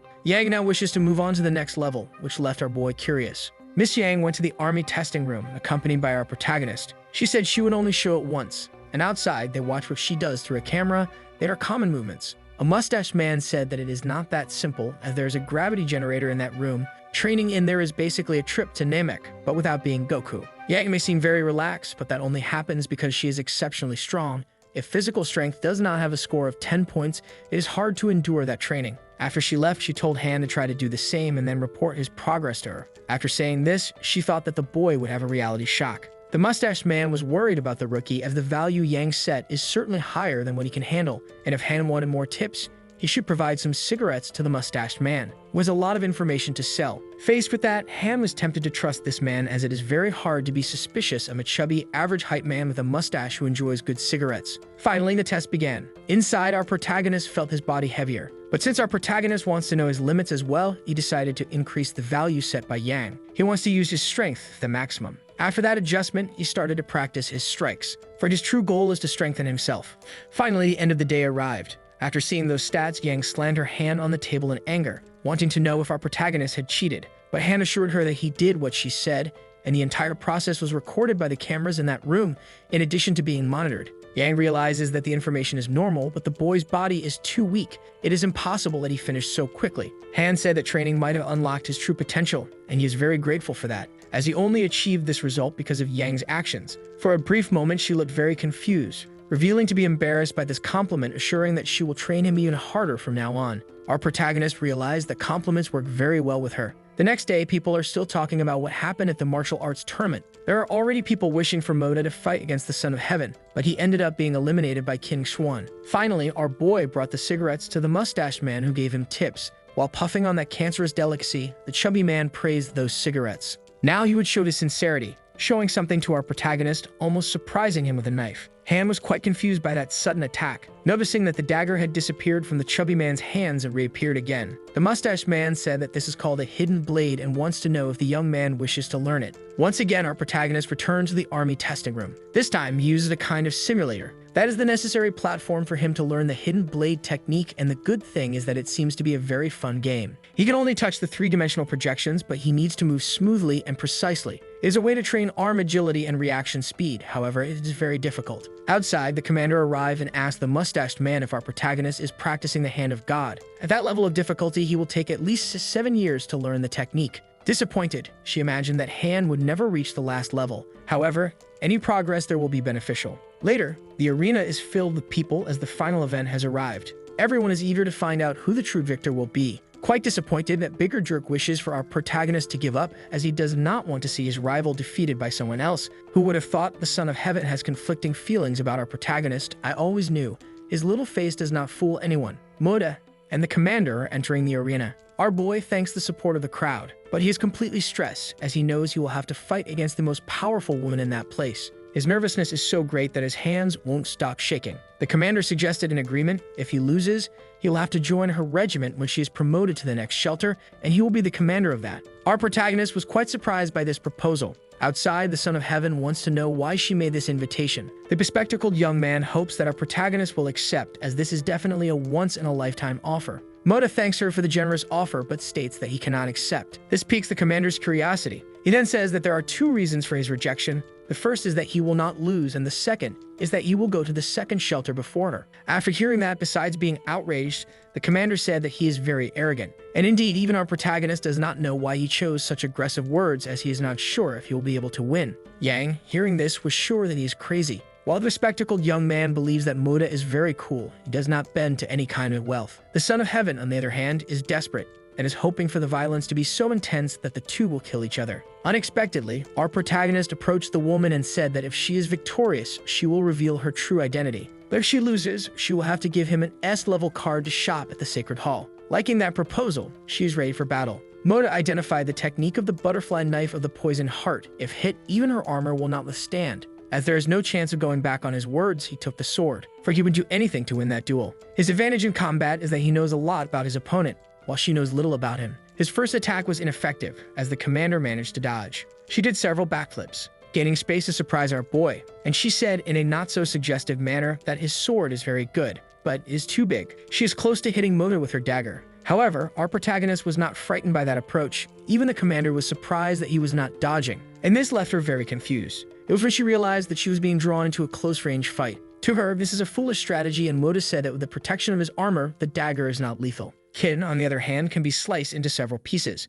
The commander manages to dodge everything and is becoming more and more motivated. Moda is already getting tired as all of his attempts are failing. At that moment, he realized that the commander is truly powerful. In the audience, people noticed that the commander is overpowering her opponent. Yang said that gradually Moda's strength is being suppressed as the commander masters the technique of atomic fission. Curiously, the bespectacled young man asked what it is about, and this is a martial art that allows the commander's genes to release energy through fission, strengthening her body for a long time. Kim's goal is to rank among the best warriors this year. That is why she needs to win. The Son of God is intensely wishing for our protagonist to be defeated. For God's sake, this guy is very confusing. Sometimes he is a fan, sometimes he is a hater. But someone next to him eating popcorn stated that Moda will not lose. He quickly identified those people as Mr. Yuan and his friend. He said that he is too young to judge the strength of that fight. In a provocative manner, the modestly tall young man commented that Moda has stolen many good souls from that jerk, which left the Son of Heaven quite outraged. The truth is that Moda has become a legend throughout that shelter. That is why he cannot lose.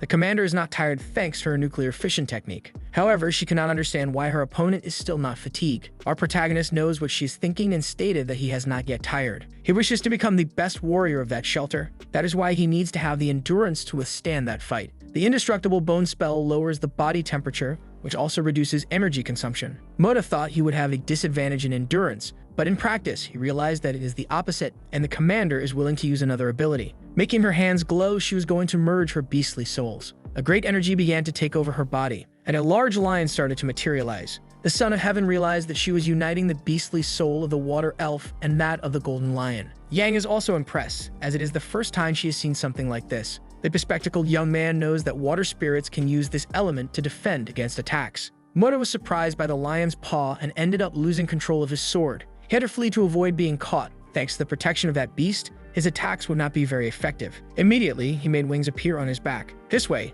he managed to escape the creature's reach. The boy with the glasses was impressed to witness this, as he never imagined Moda could fly. Yang began to get angry with his optimism, as the boy should be rooting for the commander. The moderately tall young man knows that the commander does not have wings, and now she has a strategic disadvantage. Our protagonist manages to dodge all of her attacks. This only makes King Swan increasingly furious. Even the audience is quite perplexed, not liking to see our protagonist flee from the fight. Very upset, the commander taunts him, asking him to come down and fight like a man. However, Moda is determined to achieve victory. He will not give up his advantages. He asked if the commander in his place would do something like that, asking for his opponent to be weaker so he could be defeated. That left the woman speechless, as she was defeated in the argument. Not even Naruto would do that well. Even the boy of simple height realized that this makes sense. What matters is the result. Turning his back to the arena, he told his friend that the competition was over, leaving behind the very angry Son of Heaven, who still has not accepted the obvious. After being hit by the technique of speech, the commander is completely furious, as she cannot even touch her opponent.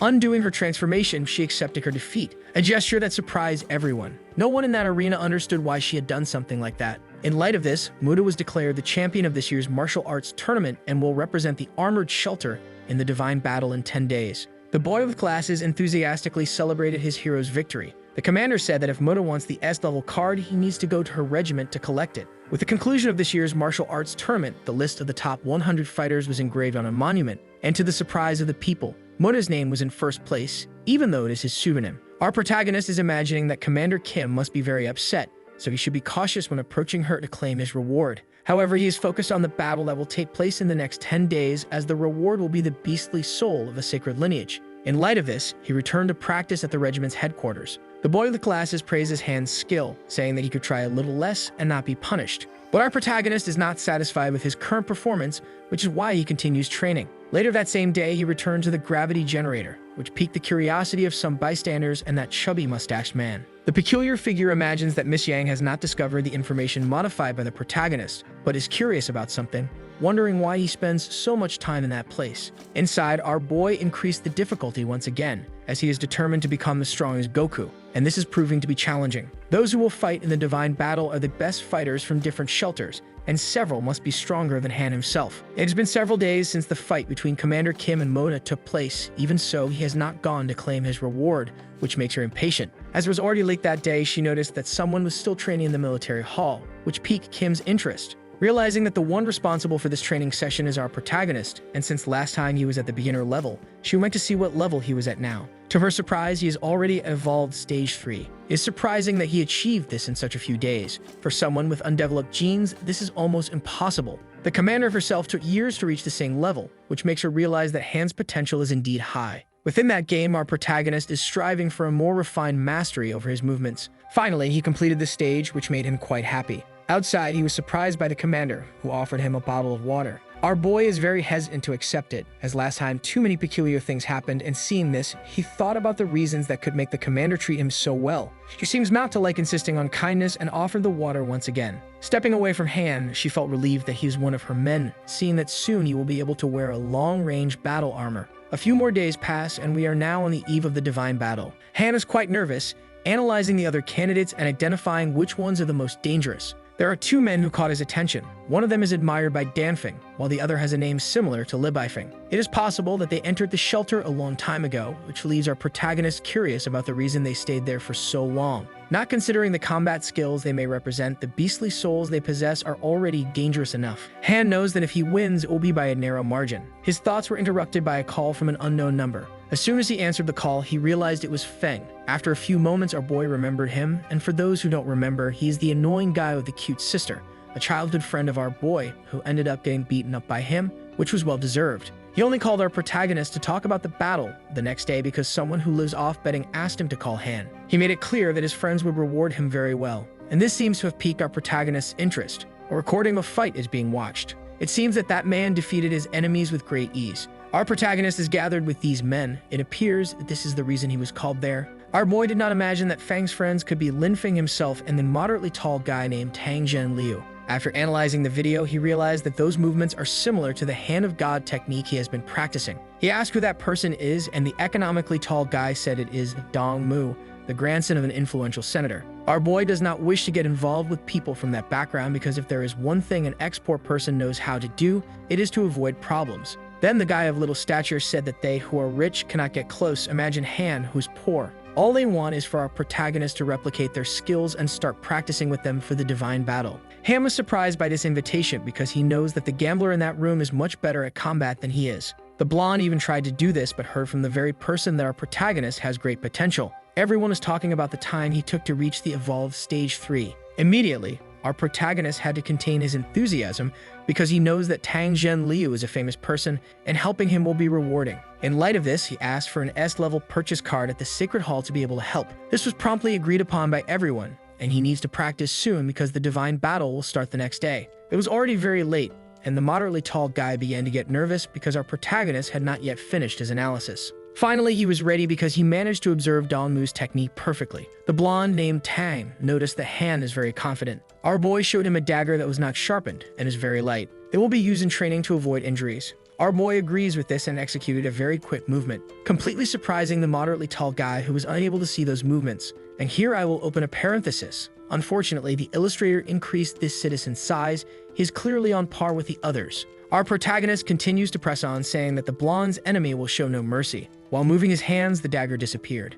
leaving the blonde quite surprised, since Han's hand movements are incredibly fluid, until a small wound was made on Tang's cheek that left him quite apprehensive, and our boy made a point of saying that the dagger was not sharpened. After that first contact, it seems that Tang decided to retaliate seriously, pressing our protagonist hard, who was thrown far away with a kick. After that blow, he realized that his opponent is powerful and has superior physical constitution. Now more engaged, Tang asked our protagonist not to get distracted. Han knows he is no match for him in physical power, but his body combat techniques may be superior. A completely surprising Tang, he advanced to attack. However, the guy managed to dodge it, being prepared to counterattack due to his superior speed. However, his strike ended up being intercepted by Han, who used that opening to counterattack, bringing his hand with the dagger dangerously close to Tang's neck. The guy has no idea how our protagonist switched the weapon from hand so quickly. Observing all this, the other guy who was watching everything praised that performance, recognizing in Han a more formidable opponent than Dongmu himself. Thanks to that help, Han managed to get the S-level card,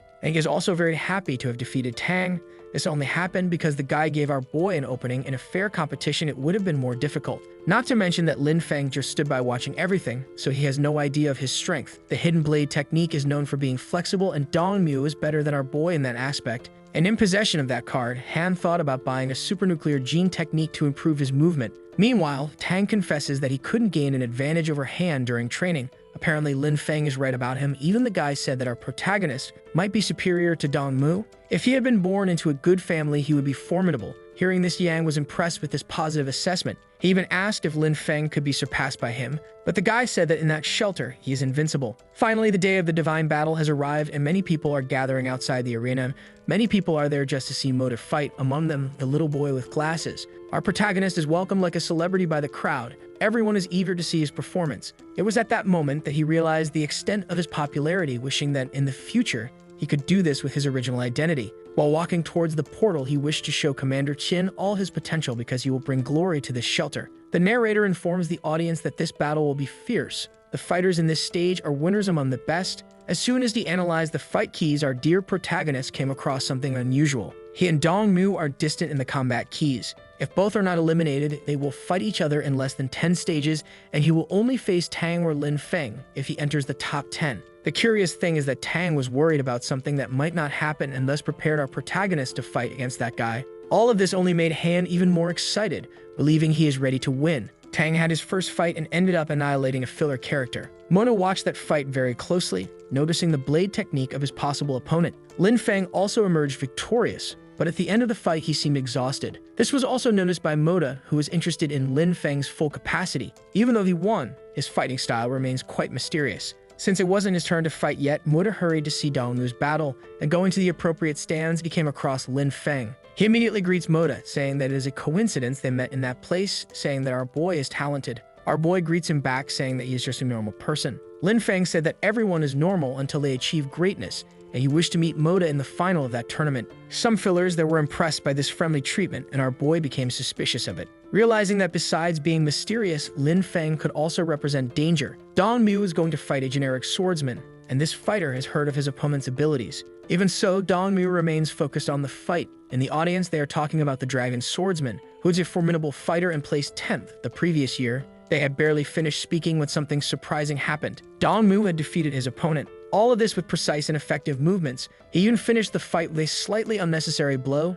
that was so fast that the audience couldn't understand. That fighter was truly finished, leaving the audience quite shocked. Mona realized that death would be inevitable as the first injury had been fatal, that Dongmu executed another blow, showing that he is a sadist. The fight was so surprising that Tang thought that might not be the real dragon swordsman. Ella and FFAMG on the other hand said they need to be cautious as this fighter is dangerous, feeling a lot of stress. Tang suggested they go have some drinks, but his friend has a fight to watch before that. It is our protagonist who is fighting now, and his opponent is an archer. Our protagonist noticed that the arrows are from the same beastly soul he possesses. Knowing they are poisonous, he deflected both with his spear. Even so, he continues to be targeted. Dodging is becoming increasingly difficult, and to his surprise, those arrows are capable of following the target, which demands even more skill from our warrior. Tang is also watching this fight now and noticed that Moda is being pressured. Some people in that audience do not know our protagonist, and seeing him evade the attacks, they presume that he might not be that good. And suddenly, our boy manifests his wings, quickly ending the fight. Tang was not expecting this type of strategy, found our protagonist quite ordinary. 2 days after that stage of the combat, several people are commenting online about what happened. Yang showed the commander a news article about the Battle of Moda. Some people are already considering him the winner of that competition, and Commander Kim thinks that is very exaggerated, while others, on the other hand, believe he won by luck and must be quite mediocre. Yang knows that Moda has faced very challenging fights lately and will soon face Dongmu. Commander Kim doesn't care about that. Since she was defeated by Moda, she wishes for him to win against any opponent. There is also a behind-the-scenes video that she wants access to, and it features Moda talking to Lin Feng. She was surprised that this young man expressed interest in fighting Moda. Yang said that online both are being ridiculed. One has exaggerated fame, while the other is the champion of the runners-up. Finally, the second day of battle has arrived, and our protagonist has been paired with someone special. Dongmu made it very clear he is going to exterminate our boy's life. a fierce battle is about to take place between them. Already in his centaur form, our protagonist advances into combat. Those watching the battle found this very strange, as in hand-to-hand combat, Dongmu is superior. Noticing this approach, the sadistic one became even more confident, invoking the soul of a huge beast similar to a primate. Tang knows that Moda uses the bestial soul of a sacred lineage and is wondering why his opponent didn't do the same, and Lin Feng said it is inappropriate. Since Dongmu is favored in hand-to-hand combat, he cannot use a bestial soul that does not favor the same thing. That is why he uses this giant monkey. And apparently he believes he will win this way. After jumping into the air, Dongmu lunges with his dagger, making a dangerously close strike to our protagonist. He then managed to hit him with his tail. Our protagonist knows this movement very well as he has replicated it exhaustively. And now he advances with his alien sword. Dongmu believes that is a common move. But in the middle of the trajectory, Moda did something interesting. He changed the grip of the sword, leaving Dongmu quite worried. Lin Feng recognized the variant of the Hand of God, realizing that Moda never disappoints him. Thanks to that quick technique, our protagonist managed to cut his opponent. Right after that, he stood up in his centaur form, delivering a frontal kick to that monkey. This caused Dongmu to lose his transformation.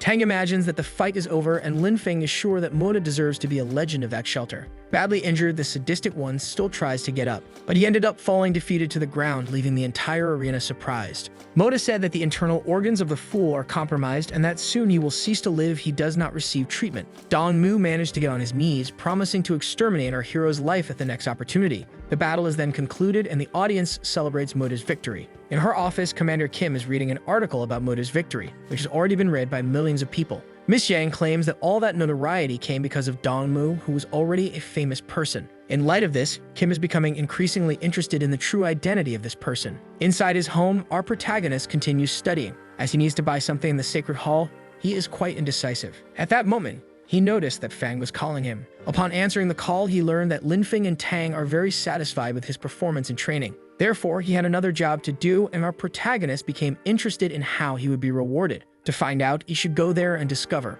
After ending the call, Han found a technique for accelerating particle movement, which seems very interesting. Outside the steel shelter, several men are waiting for our protagonist as they learn through Fang that he is good with stealth attacks, but they were surprised to encounter Han, who has a reputation for being a maniac. Our boy knows that those people do not share spoils with the Son of Heaven or with the commander, and a chubby guy approached him angrily, saying that the mission will be very difficult. They will do this work so that Lord Quan can perfect his sacred lineage gene. Looking at Lord Quan, the chubby guy said that our protagonist is not trustworthy, but the man trusts Fang's word. He told our boy to follow his plan, moreover, and the security is on him. If he manages to return alive, he will receive a mutant beast for riding. This is an opportunity for him to show that he is not a loser. After that, the caravan continued advancing through the forest. Han realized they had traveled 7,000 kilometers in just 3 days. Those riding beasts are truly fast. Finally, they arrived at their destination and Mr. Quan asked everyone to be cautious. Entering the cave, our boy asked if they had left those blood marks the last time. The chubby one said that the beast that resides there has tough scales. Any mistake could be fatal. Quan said they would attract the creature's attention, after which our boy needs to use this opportunity to enter the water and strike it in its belly, where its weak point is located. A little ahead of them, a huge armadillo was drinking water. It was time to put the plan into action. Han noticed that the monster's defense was high. If there were any changes to the plan, it would be very risky, and our protagonist wanted to receive his reward immediately. Mr. Quan's men were very upset to see him demand something like that. But the boy agreed, handing the beast over to our protagonist, for if he fled at that moment, his reputation would be ruined. Finally, the plan began to be executed. 3 groups split up and Han needed to wait to act. The men stood up with stones in their hands, and like primitive hominids, they threw the stones at the creature. Immediately, the armadillo became quite upset. It transformed into a sphere moving around the cave like a billiard ball. Now that the path was clear, Han needed to enter the water, and he did so with the help of an oxygen tank. The creature's strength was incredible, and it seemed like it would bring down the entire cave. The other men tried to get its attention with stones, changing positions as soon as they managed to attract the armadillo's focus.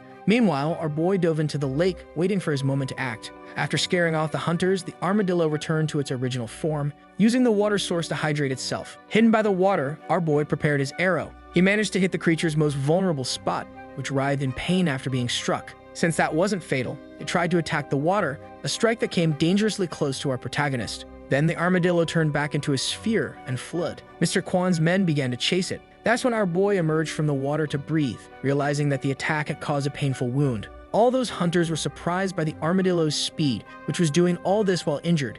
They even thought that our protagonist must have missed the vital point. Injured, Han assured them that his arrow pierced the creature's belly. If it wasn't immune to poison, it would soon be incapacitated. Pointing to the monster's trail, he said they should follow it immediately. That place seemed like a maze, so they needed to stick together to avoid getting lost. In the middle of the journey, Han was informed that the armadillo had been defeated and he received a beastly soul as a reward. Our boy was immediately surprised by this. Mr. Kwan asked him what happened, and Han informed him of the armadillo's demise. Shortly after that, they heard a very loud noise. Not knowing what it was, they were sure of one thing. Whatever made that noise must be enormous. Our protagonist tried to approach the rest of the hunters, but his eyes met something terrifying. A large eagle was feeding on the armadillo's carcass, and it was furious at the presence of the hunters. They all fled in fear, not wanting to encounter something like that. The enormous winged creature flew toward Han. Our protagonist knew this was a beast of sacred lineage, and there was no chance of escaping. Faced with this, he drew his bow, shooting arrows that flew close to the creature's eyes. Since that was ineffective, he had to dodge the bird's charge. Then he needed to run for his life. But the creature's attack was so devastating that it destroyed the stones in the area, throwing Han off balance. As soon as he regained his footing, he continued to run. The chubby one, who had been rude to our boy, realized he was being very brave now, creating an opportunity for the rest of the hunters to escape safely. Mr. Kwan was also pleased with this, now recognizing that he owed our boy. Once at a distance, our protagonist managed to use his armor to flee from the creature, and the more he ran, the more he realized that the bird wanted to devour him. He finally found a water source. Through that, Han could find an underground path. He jumped into the water, hoping the creature wouldn't try to discover if it could swim or not. Even though he dove, he ended up being struck by the bird's beak. That attack pierced his armor.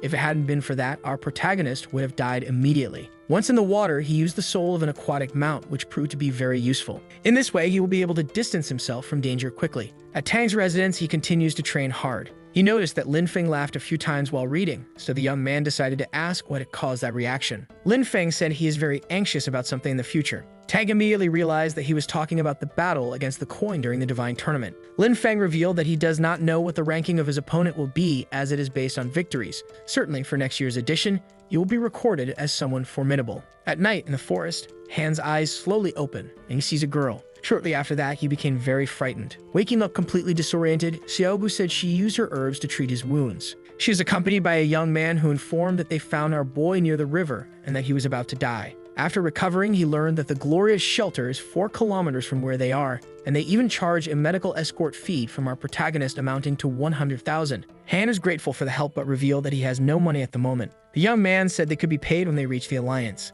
The girl is against this charge, believing they did it out of virtue, and the young man said that the hunt was not good, which is why they need to earn some money. Our protagonist noticed that their clothes are ordinary, their equipment too, and they are looking for primitive genes. They must not be nobles, a sign that our protagonist's luck is great. Distracted, the girl pointed to the forest. There are several monkeys, and among them, one is of the mutant category. The two decided to flee as those creatures are dangerous for them. Our protagonist asked if the debt would be paid if he helped the two hunt some monsters. The young man was immediately incredulous. Han, on the other hand, was already ready with his bow. All he did was shoot a few times. They realized that those arrows were made of mutant souls, truly powerful. And our protagonist continues shooting. For him, defeating those monsters is too easy. The large monkey positions itself threateningly towards them. The young man said that the creature's skin is too tough and that they are in danger. But our protagonist believes he will win in a single attack. His arrow ended up veering off from the creature, striking him fatally on the side of the head. The monkey's body fell to the ground defeated. In this way, our protagonist can put away his bow.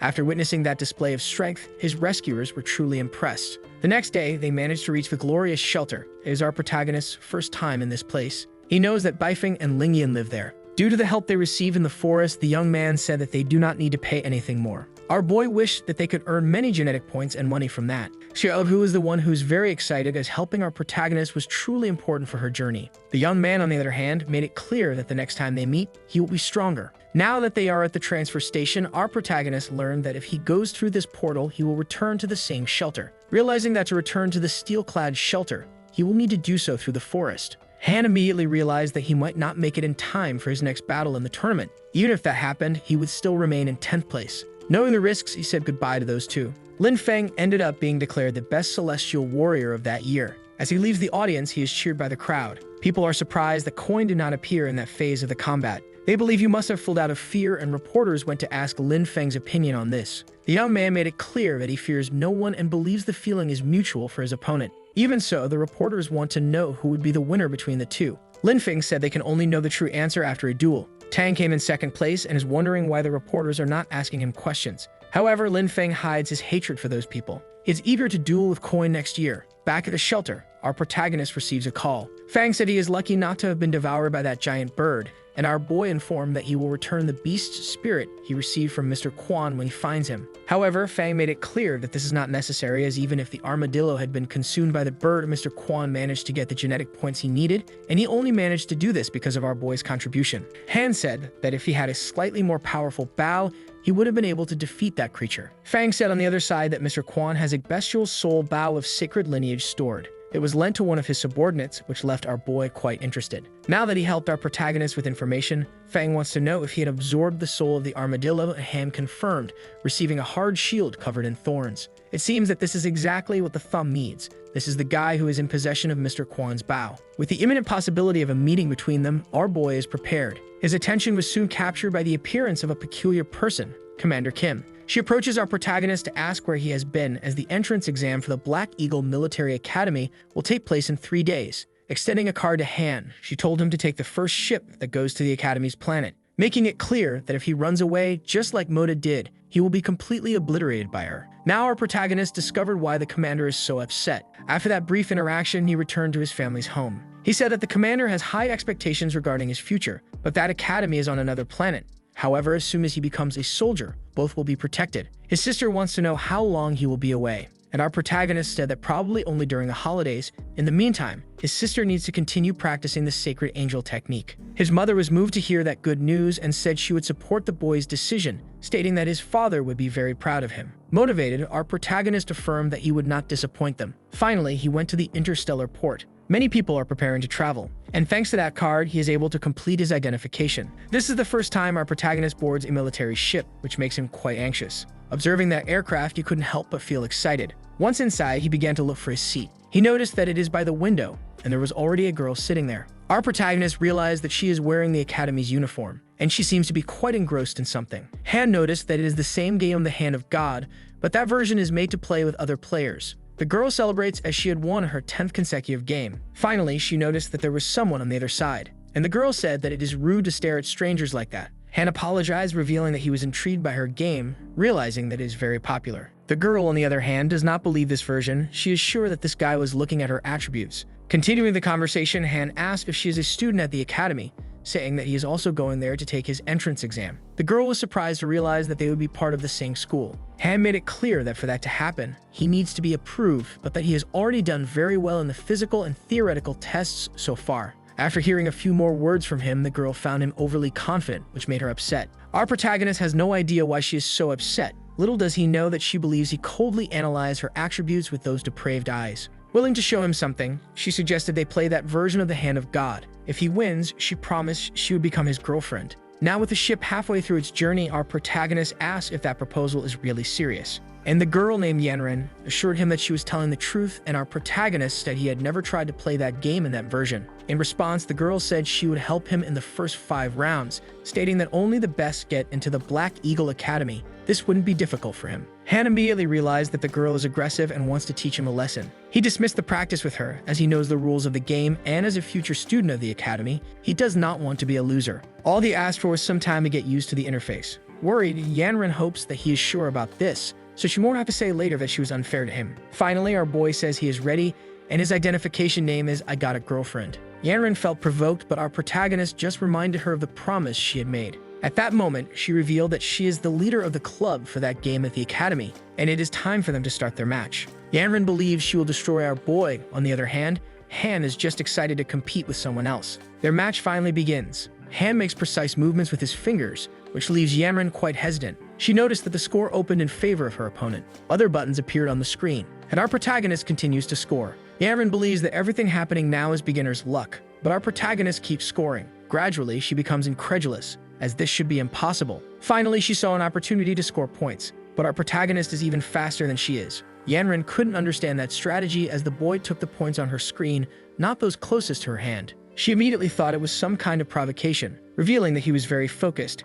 Han told her not to lose her concentration. Yanren knows that few members of her club can steal points from her at this difficulty. The only possibility is that he is cheating, and once again our protagonist proves to be far superior. His hand speed is so great that she can't keep up with him. Finally, the match ends and our protagonist won by a small margin of 100 points to 0. Han realized that this is a much simpler version of the original game, and having been defeated, Yanren is completely consumed by her anger. Our boy even found that reaction strange. Standing up, Yanren tried to intimidate him by saying that Han used some kind of cheating. However, our protagonist claims that this was his first experience with that game, but she has never been defeated in that way, which is why it's hard for her to accept the result. Once again, Han assures her that he did not take advantage of her. Determined to prove her point, she stated that they would play again on the professional machine when they arrived at the academy. A proposal that was well received by Han, who was only depending on her approval to be accepted there. Leaving the table, Yanren said that the academy is not a place for liars. Taking a deep breath, our protagonist realized he should have been a bit friendlier with her, but the game was so fun that he completely ignored that. Finally, after a long journey, our boy arrived at the academy.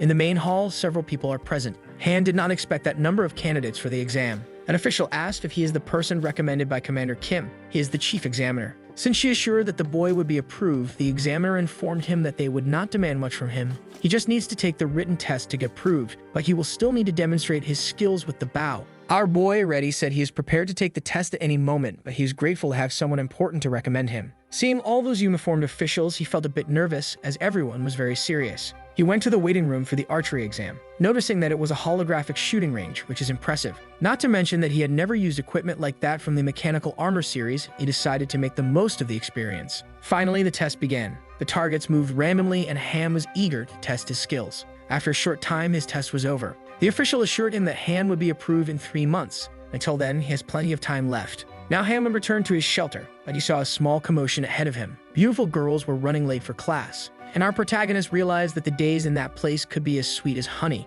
Inside that building, the chief examiner was impressed. Our protagonist's performance was truly exceptional. Commander Kim even received a call from the official who thanked her for that recommendation. Yang learned of this and informed that she would send soldiers to protect the boy's family. With this approval, Miss Yang asked if he is qualified to join the special team, and the commander affirmed that when the time comes, he will receive a task. Days later, something happens in the suburbs of the glorious shelter. Our protagonist continues to progress more and more, and it is time to return to his original shelter. The fastest route is through the Black Swamp, but he is already familiar with the dangers of that region, and the mount he received is very fast. A few more days pass, and he is back. He is completely exhausted from his nighttime hunts. His eyes open wide due to the excessive noise at his door. Finally, our boy got up. The first impression he had upon returning to himself was that it could be an earthquake, and he ran towards the exit. But what he realized was something else. The creature he had imprisoned had transformed into a beast of sacred lineage. It took him 2 days to return from the glorious shelter, and he had no time to rest in the past few weeks. Han realized he was lucky that the creature hadn't escaped from that cage. Now that it was hungry, he thought about making a very nutritious meal, immediately taking down the wild boar. It didn't take long for a wonderful stew to be made, and our protagonist fed like an Amazonian anaconda, receiving 34 points of ice from a sacred lineage. He had already obtained other points by consuming the black-tailed monkeys. As time passed, he grew closer to his goal, and looking at the small crystal, he began to think about which beast he would cultivate next. Only then did he remember that he had not yet collected the reward from the divine battle. Our boy went to the martial court building. It was already quite late, and the place was definitely closed. No one would show up there. Even though he had come in last in his phase, he still received a bestial soul of sacred lineage. After obtaining this item, he would not be able to enter the divine battlefield until the following year. He finally placed his hands on the jewel and was waiting to see what his reward would be. Receiving the divine soul asterisk, it was something humanoid and of sacred lineage. Our boy managed to obtain the demon queen, and upon absorbing that energy, he realized he was merging with it. Now possessing an extremely cool armor and bleached hair, our Super Saiyan from AliExpress noticed that his power had increased significantly. Moreover, his sense of balance was very refined.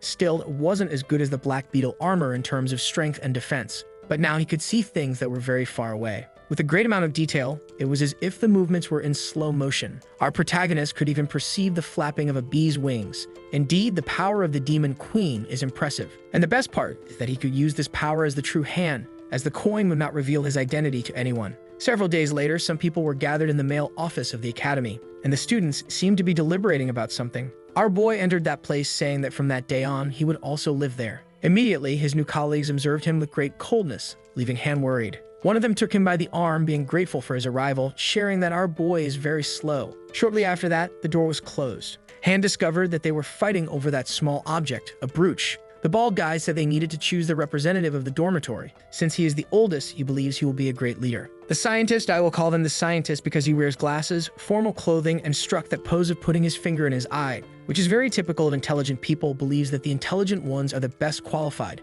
which is why he ran for the position. Meanwhile, the hot-headed guy, curiously with red hair, believes that leadership should be resolved through violence. Our boy said that anyone could be a leader. He didn't care and would hate to get into conflicts with his new colleagues. The hot-headed guy suggested they decide through target shooting. Since they are all from the archery department, whoever hits the most times with 100 arrows would be the leader. The bald guy and the scientist looked at each other, agreeing with this proposal. Our protagonist also found that very fair. Now that there was consensus, the hot-headed guy was leading everyone to the training room. But his posture was rejected by the bald guy, who did not want to take orders from him. Our protagonist realized that in the company of those crazies, his life would not be easy. As soon as they arrived at the training range, they quickly reached a decision. The bald guy cried desolately, as he had come in last place. The hot-headed guy said he should keep training because he has potential. In fact, he was promoted to leader of that dormitory. The scientist also did not believe in his defeat, as he knew he was very precise. Unfortunately, he came in second place. Our protagonist tried to tell them that it was just a game, and they would continue to listen to the bald guy for being the oldest. That left the guy very motivated, willing to help our protagonist if he needed assistance. For our protagonist, the hot-headed guy could be a good leader since he is lively and extroverted. As they walked, they noticed something happening nearby. Several people were being recruited for the God's Hand Club, and Yanren's photo was right at the entrance. Surprisingly, our protagonist did not recognize her at first. The bald guy, on the other hand, identified the girl immediately. Only after hearing her name did our protagonist remember the girl, and he asked if she was really famous. The bald guy was surprised that our boy did not know who she was. Revealing himself to be a big fan, he said she is the leader of the God's Hand Club and the greatest beauty in the entire academy. The scientist made it clear that she was out of the bald guy's league, strongly recommending that he train his archery skills asterisk. Excited, the hot-headed guy suggested they sign up for that club as he wanted to defeat Yanren. The bald man found that ridiculous, as she is definitely out of his skill range. The one who prevented that from happening was the scientist, who seems to be the only sane person in that small group. Our protagonist is impressed with her skill and decided to keep secret what happened between them. Several days went by. In one class, the students are learning about the genetic advancements humanity has undergone. Our protagonist learned all of that in public school, even so, he needs to repeat that knowledge.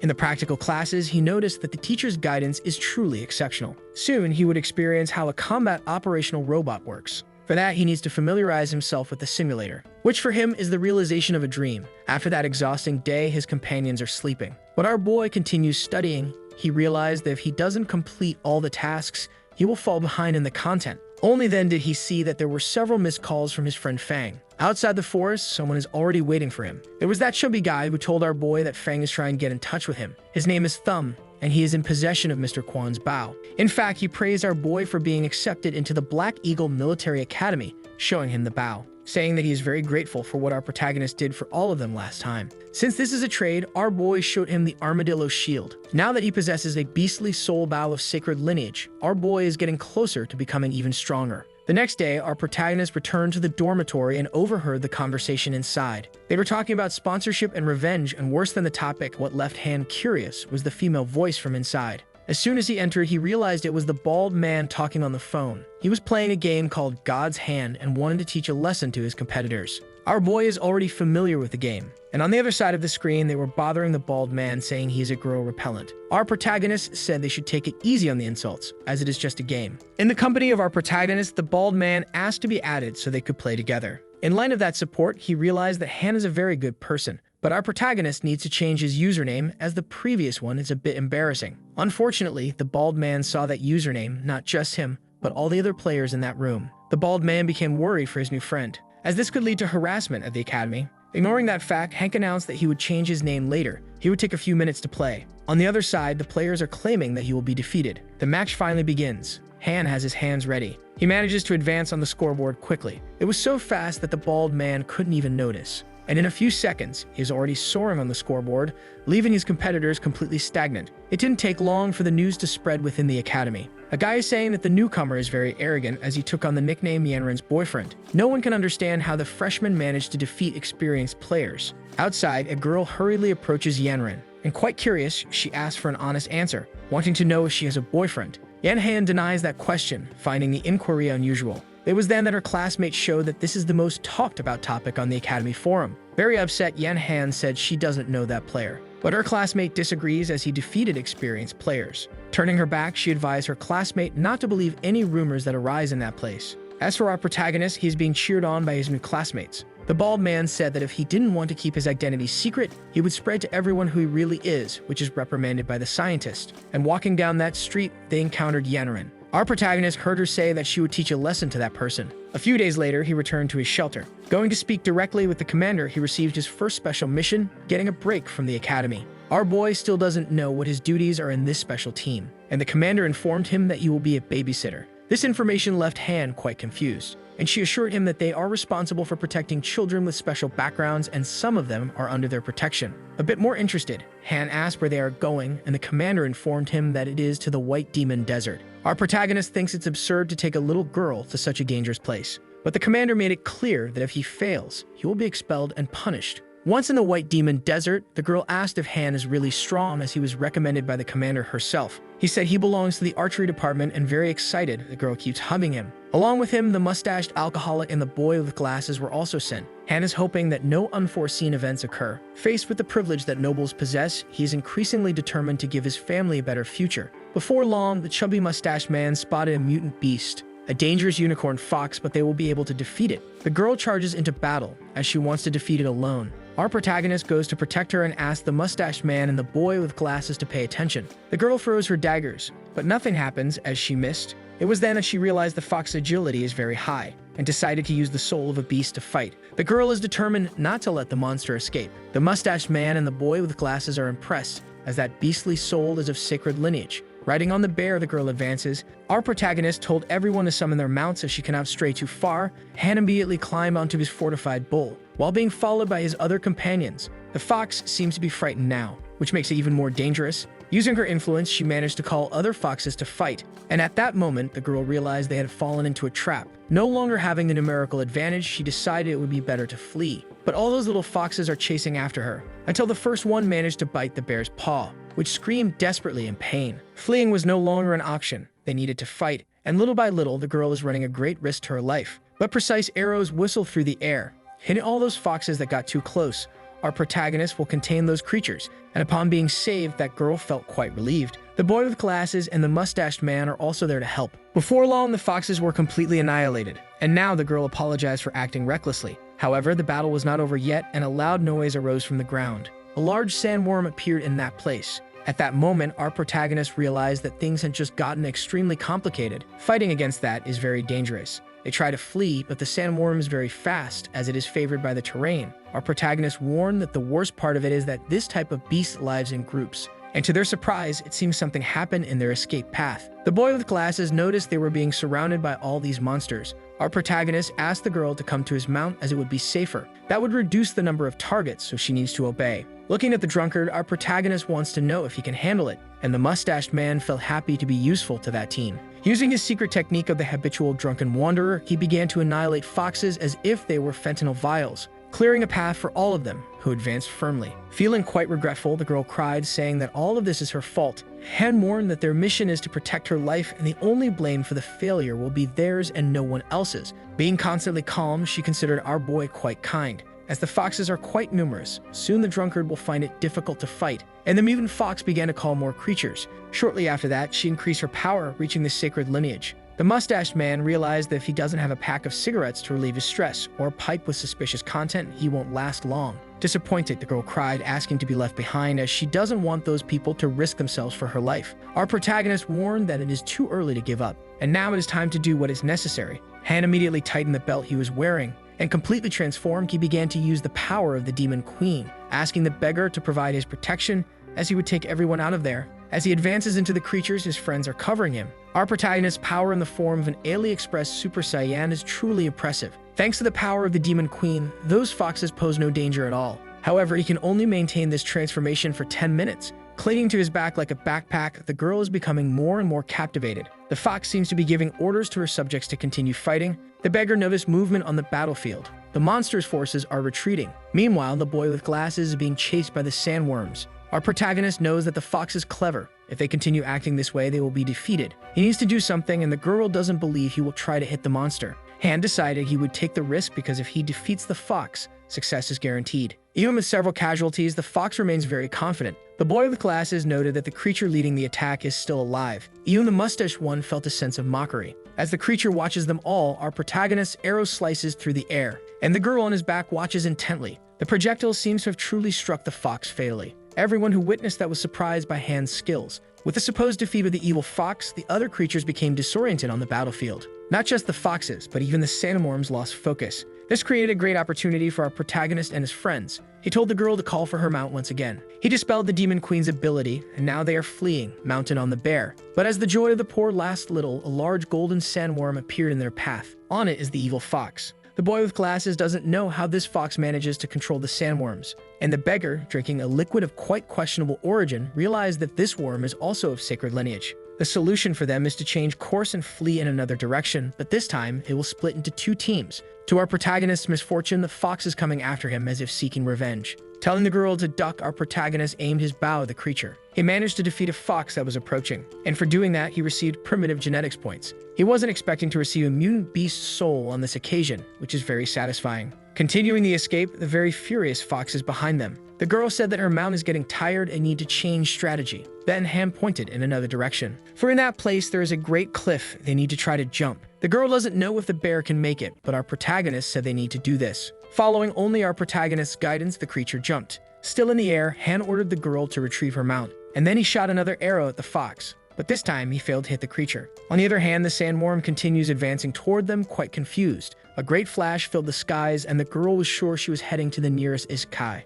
To her surprise, her fall was interrupted, and looking down, she saw the shadow of a pair of wings. Not believing it, she found herself embraced by the famous Golden Man. As soon as they touched the ground, the girl was quite confused. Looking at our protagonist, she asked where his wings were. And showing he mastered the art of acting, Han pretended not to understand. He swore he also saw a pair of wings, but apparently, it was just the shadow of the clouds. After being a victim of that gaslighting, the girl ended up really confused as she was sure she saw something else. While they were discussing this, she saw the sandworm descend the cliff. Our protagonist said that this creature became disoriented, which is why it fell from that height. Now the issue is safety. They need to join the others because this place is too dangerous to stay alone. And for having defeated the golden worm, our boy received another beast soul of sacred lineage. Back at the academy, a boy practices the most primitive demonstration of power, breaking objects with the strength of his hands. And it seems to be working, as several female students would very much like him to analyze their twins in detail. They were soon interrupted by a boy who had just arrived. One of them was going to insult him but was stopped by her friend. This boy is Lei Yufeng, the first of the gods' hand ranking. Rumors say he is not stronger than that muscular, long-haired guy who likes to break things with his hands, so he might have come there to compete. The girls even consider him handsome. They just don't like his arrogant behavior of thinking he is the best. Quite upset, he went to ask the muscular boy if the identification in Yanren's boyfriend game belongs to him, and revealing himself to be a true Chad, the muscular guy said he is not incompetent enough to compete for a woman like that boy. Not satisfied with this answer, our dear Boving friend said he would find that person and put them in their place. In the dormitory, our protagonist learned that he is being challenged by Yu Feng, which surprises him. The scientist made it clear that he is actually after the person who had the identification of Yanren's boyfriend, and everyone knows he is her Boving. The Hoth-Ed showed a discussion happening in the Academy forum regarding this subject. Our protagonist realized that thanks to his pseudonym, he is being insulted by everyone. Now he needs to resolve this situation. While taking a shower, he thinks about the task in the desert. Unfortunately, he did not obtain the S-rank letter from the Sacred Hall. The commander said that he will be responsible for protecting that girl from now on, and until she obtains all the necessary genes, he will not receive the reward for the task. On the other hand, thanks to those creatures, he managed to receive 2 beast souls, a completely unexpected result. One of them is a mount type, but since there are many, he thought about selling one. The other he received is a pet type, which surprises him asterisk. To him, that is completely useless as Mr. Meow asterisk. As soon as he learned this, he was quite disappointed, and now he will take out all his anger on poor Yu Feng, who decided to challenge him. At night on that same day, the students are anxious for this battle. Even Yanren herself decided to pay attention to it. Her friend, who seems quite experienced, asked whom she wishes to date. Yanren, besides ignoring the answer, said she doesn't care about the winner, but would like to know who is the person behind that identification. Yu Feng, in the company of his lackeys, waiting for our protagonist to show up. He accepted the withdrawal as a demonstration of apology and is waiting for that to happen. But he was surprised by the appearance of our protagonist in the virtual room. That match took on great proportions within the academy.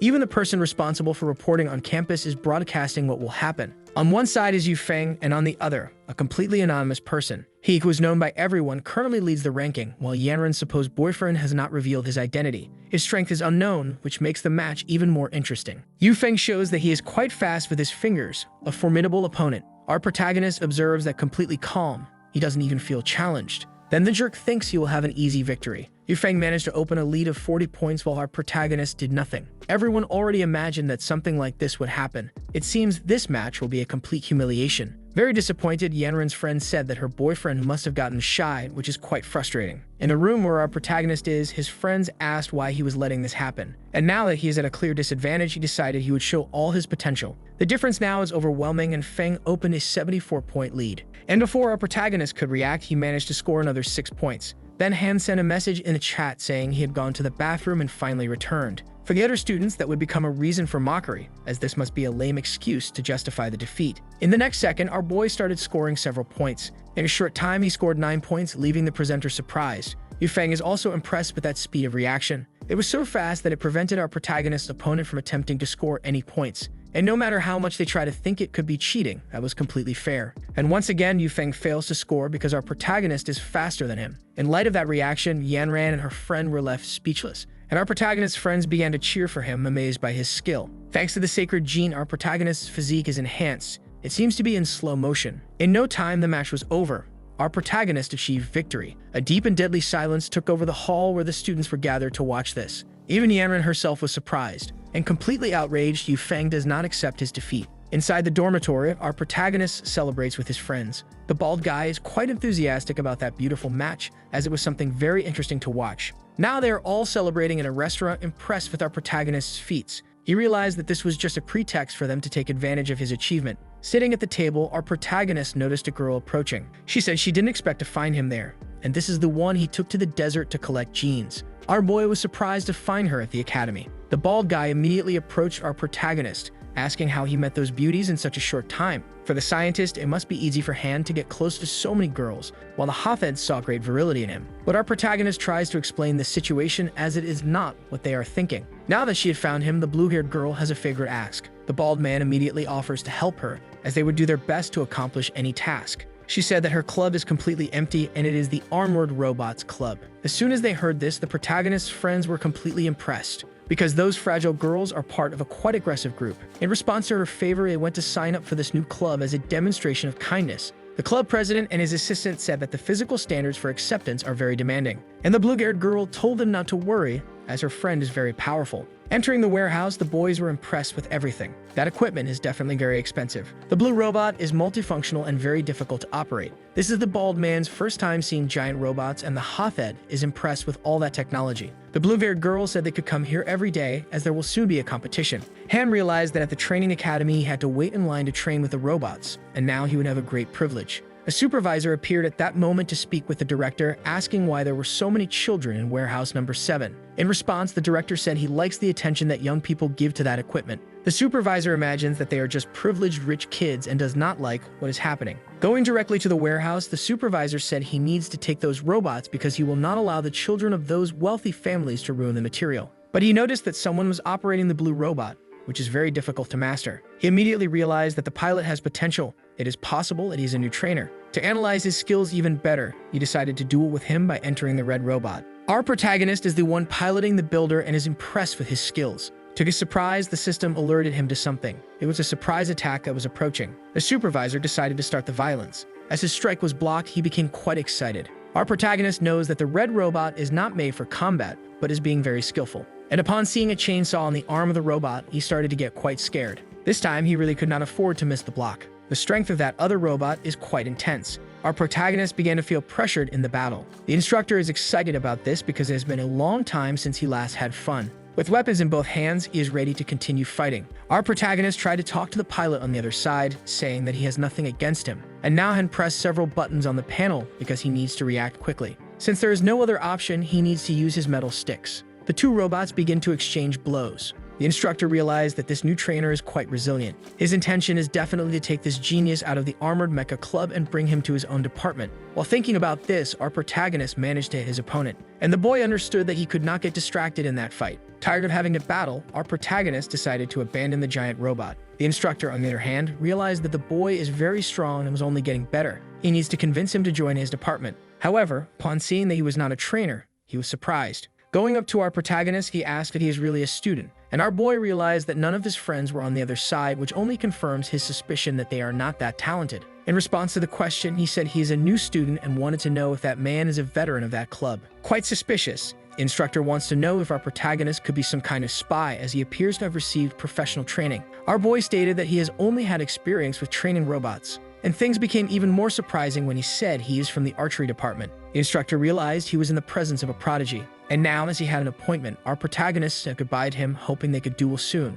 Observing that boy, the instructor was impressed with such skill and wished he would join the Combat Mecha Club. The next day, the classes went on as usual, and the students were informed about the cup that would take place among the robots. The girls do not have an advantage in combat tests, so they would like to choose something a little more accessible. Our protagonist asked what the prizes are, and the girl with blue hair said that the top 3 winners can get the latest mech models on the market, which are worth millions. As soon as he heard about the money, our protagonist's enthusiasm skyrocketed. The scientist said that our boy has potential. The problem is that this is a team competition. On the other hand, the HUNTED became quite motivated, being willing to contribute. The girl with blue hair also got excited, believing it would be fun. The other boys in the club advise Han not to be impulsive, as they do not want to tarnish the club's reputation. But our protagonist wants to increase the chances of victory, risking a positive impact on the academy. The chubby one said they have many events and might not be able to participate in all of them. While they were talking, a man opened the club door to speak with our boy. Some girls recognized the coach from the Combat Robot Club, and our protagonist realized he had dueled with this coach. He introduced himself formally and politely, praising our protagonist's skills, which is why he invited him to join his club. Our protagonist's friends noticed they were trying to poach him. The girl with blue hair immediately went to confront that. The coach acknowledged that he's a prodigy with great potential, too good to stay in that club. The other 2 boys who already belonged to that place felt envious, as that coach does not invite just anyone. Despite being flattered by the invitation, Han assured that he would stay in the Armored Robot Club, leaving all his friends quite surprised. The coach was confused and insisted that with his talent, he could be first in the league in no time. But our protagonist is happy where he is now, and the coach said that winning the championship would contribute to his graduation, achieving an even higher military ranking. Seeing that he is unwavering, the coach warned that Han might regret this in the future. However, he could join him if he changed his mind. His friends are surprised that he is coveted in this way, and our boy assured that he would stay in this club, and that everyone should strive, but his true goal is to evolve the sacred gene and become a noble. Days later, they were all in the cafeteria. Our protagonist tries to reach the last bottle of soda, but Yangren wants to do the same. She doesn't like our boy and asks what a cheater like him is doing in this place. Immediately, her beefy friend heard her call and asked her who was bothering her. To his surprise, Yangren said it was a classmate, and that this was not Yufeng's business, and our protagonist made it clear that he had defeated her. The beefy one, very proud, believes this is a lie. Our protagonist defeated him too, but he is not there to reveal the truth. Instead, he challenged Yufeng to a game. Immediately, the attention of the students turned to that occasion. Making a simple game, he would hide that paper ball under a cup. The movement of his hands is truly impressive. However, Yufeng was not impressed by that. Yanren is upset because she didn't want her beefy friend interfering in matters concerning her. Also saying that our protagonist is equally childish, Han then asked if she would go out with him if he won that challenge. The girl was embarrassed by the request, while Yufeng looked visibly disturbed. All he needs to do now is guess where our protagonist placed the ball. The boy is confident that he knows the answer, placing his hand over the cup where the ball should be. But when he lifted it, he realized it was empty. The students who witnessed that were also shocked, as the ball was nowhere to be found. Our protagonist showed that it never left his hands, and it seems Yanran will have to go out with him. Our protagonist is outside his shelter where he used to live. One of his friends is taking him to a nest of mutant creatures he found, hoping to gather many genes. He needs this free time because after the invitation he made to Yanran, he could be beaten up by her. Now they are admiring that rocky landscape. Inside, there are many ghostly ants made of crystal. Our protagonist is eager to approach that place, knowing he will need to use his arrows to defeat them. Since the creatures are very numerous, they need to be cautious and not to be seen. He shot the first arrow in the direction of one of them, immediately realizing they are not alone in that place.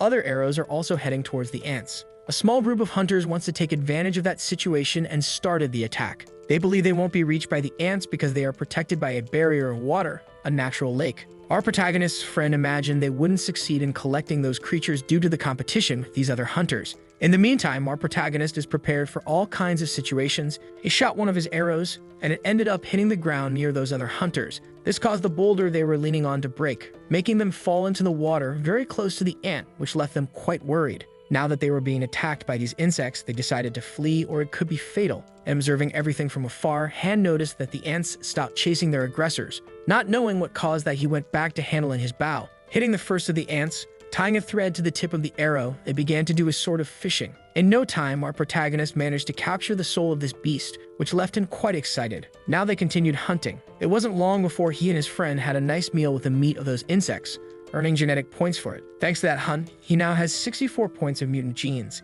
And hearing an even louder noise, his friends asked what it could be. And they saw that among the rocks there was a ghostly ant of sacred lineage much larger than those they had hunted. For our protagonist, this is a golden opportunity. He hit the creature with his arrow, hoping to finish it off. But the creature proved to be aggressive and fierce. The boy with him was quite scared as he didn't know what to do now. Our protagonist, however, decided to go on the attack. While his friend looked for a safe place, he wished our protagonist good luck. Humao, using the power of the demon queen, is quite agile. He manages to dodge while attacking the large ant. The creature's speed is not enough to avoid his strikes, and our protagonist successfully ends its life. Who is impressed by this is our protagonist's friend, who asked him to sell the soul of that sacred lineage beast. The problem is that our protagonist really needs that item. Faced with his resistance, the boy offered a giant state-of-the-art robot. That proposal sparked a bit of interest in our boy, and the young man said that the robot being offered was produced in a military laboratory and his family's company supplies the necessary metals for its construction. Moreover, what is being offered is a test robot, which for our protagonist should be incomplete. However, his friend assured him that it comes equipped with an efficient weapon system. The only disadvantage is that it cannot be used in shelters as it is made with recombined biological technology, and it can be carried in a briefcase. That seems so surprising that our protagonist is completely incredulous. Even though he was interested, he said he couldn't trade the soul of the creature with him. What he has to offer now are 2 souls of mutant beasts. For the boy, that is also an excellent deal, and he is grateful for our protagonist's generosity. They had eaten a lot of meat that day, yet there was still plenty left to be consumed. Han decided to give the rest to his new pet, that little sandworm. His friend watching that was quite curious. But since it is a soul of a sacred lineage beast, Han knows there isn't much to be done. He is just waiting for the creature to evolve in some way. Unfortunately, he cannot summon the Male Lord to eat as well, as he was a gift from the commander to the coin, and that could reveal his identity. Disappointed, our boy's friend realized that even his pet feeds on mutant meat besides being at the sacred level. Despite this big difference, they continue to help each other, and days later, our protagonist received the briefcase. Isn't it that the robot made with biological recombination is stored? Han observes those particles approaching his body and feels a bit scared. Then he felt that he was being completely covered. In a few seconds, he had transformed into the Silver Wild Warrior with a truly impressive armor. And now that he was wearing that, he decided to test the limits of his power. The speed is so great that it seems like he is being teleported. This is 10 times better than the blue robot he tried at the academy, and now he can put his combat skills into practice with much more refinement. Back at the academy, the students from the reporting department want to know how the competition is going. The cameraman said that the Weapons Club duel will be updated and they won 3rd place in the last competition. The reporter wants more news, but the cameraman can't think of anything. At the academy, the topic of the moment is that Yu Feng was defeated by Yanren's boyfriend. The problem is that no one knows who this person really is. In light of this, the cameraman said that there is an archery club, but hardly anyone watches it these days. The most interesting events are the giant robot competitions and martial arts. Since he is interested in finding out who Yanren's boyfriend is, the reporter said that after the snack they would research some profiles. That night, they went straight to the cafeteria. They ended up finding our protagonist having a meal. Our boy reacted so casually to him that the reporter's pride was hurt, as he had already written several articles about Moda that reached millions of views, yet he was still not recognized. Sitting at the table next to Han, he asked what he was dedicating himself to, and our boy said he was only doing basic training. But he would never reveal that he has been practicing with the Wild Silver. The reporter thought it was an inappropriate time to do physical training, so he asked what the boy's name was and what course he was taking. Our protagonist said he is from the archery department and is also part of the Armored Robot Club, and that he would compete in all the matches of his club. Hearing this, the reporter and the cameraman were impressed, as they know it is quite exhausting. However, our boy is confident that if he can put in the effort, everything will work out. The cameraman thinks that if he were in the combat club, he could have hope. But since he is in the Armored Robot Club, it will be a very tough task. It's better for him to focus on the archery competition or the Hand of God. Our protagonist stood up, saying that it wouldn't be difficult, and if he were in another competition, he could defeat his rivals by a 20-point lead. The cameraman didn't understand what that meant, but the reporter was quite thoughtful. He observed closely as our boy walked away. It seems he has noticed something about Yanren's boyfriend. So the video ends here. If you don't want to miss the next part, activate the notification bell, and see you next time on Tob's channel.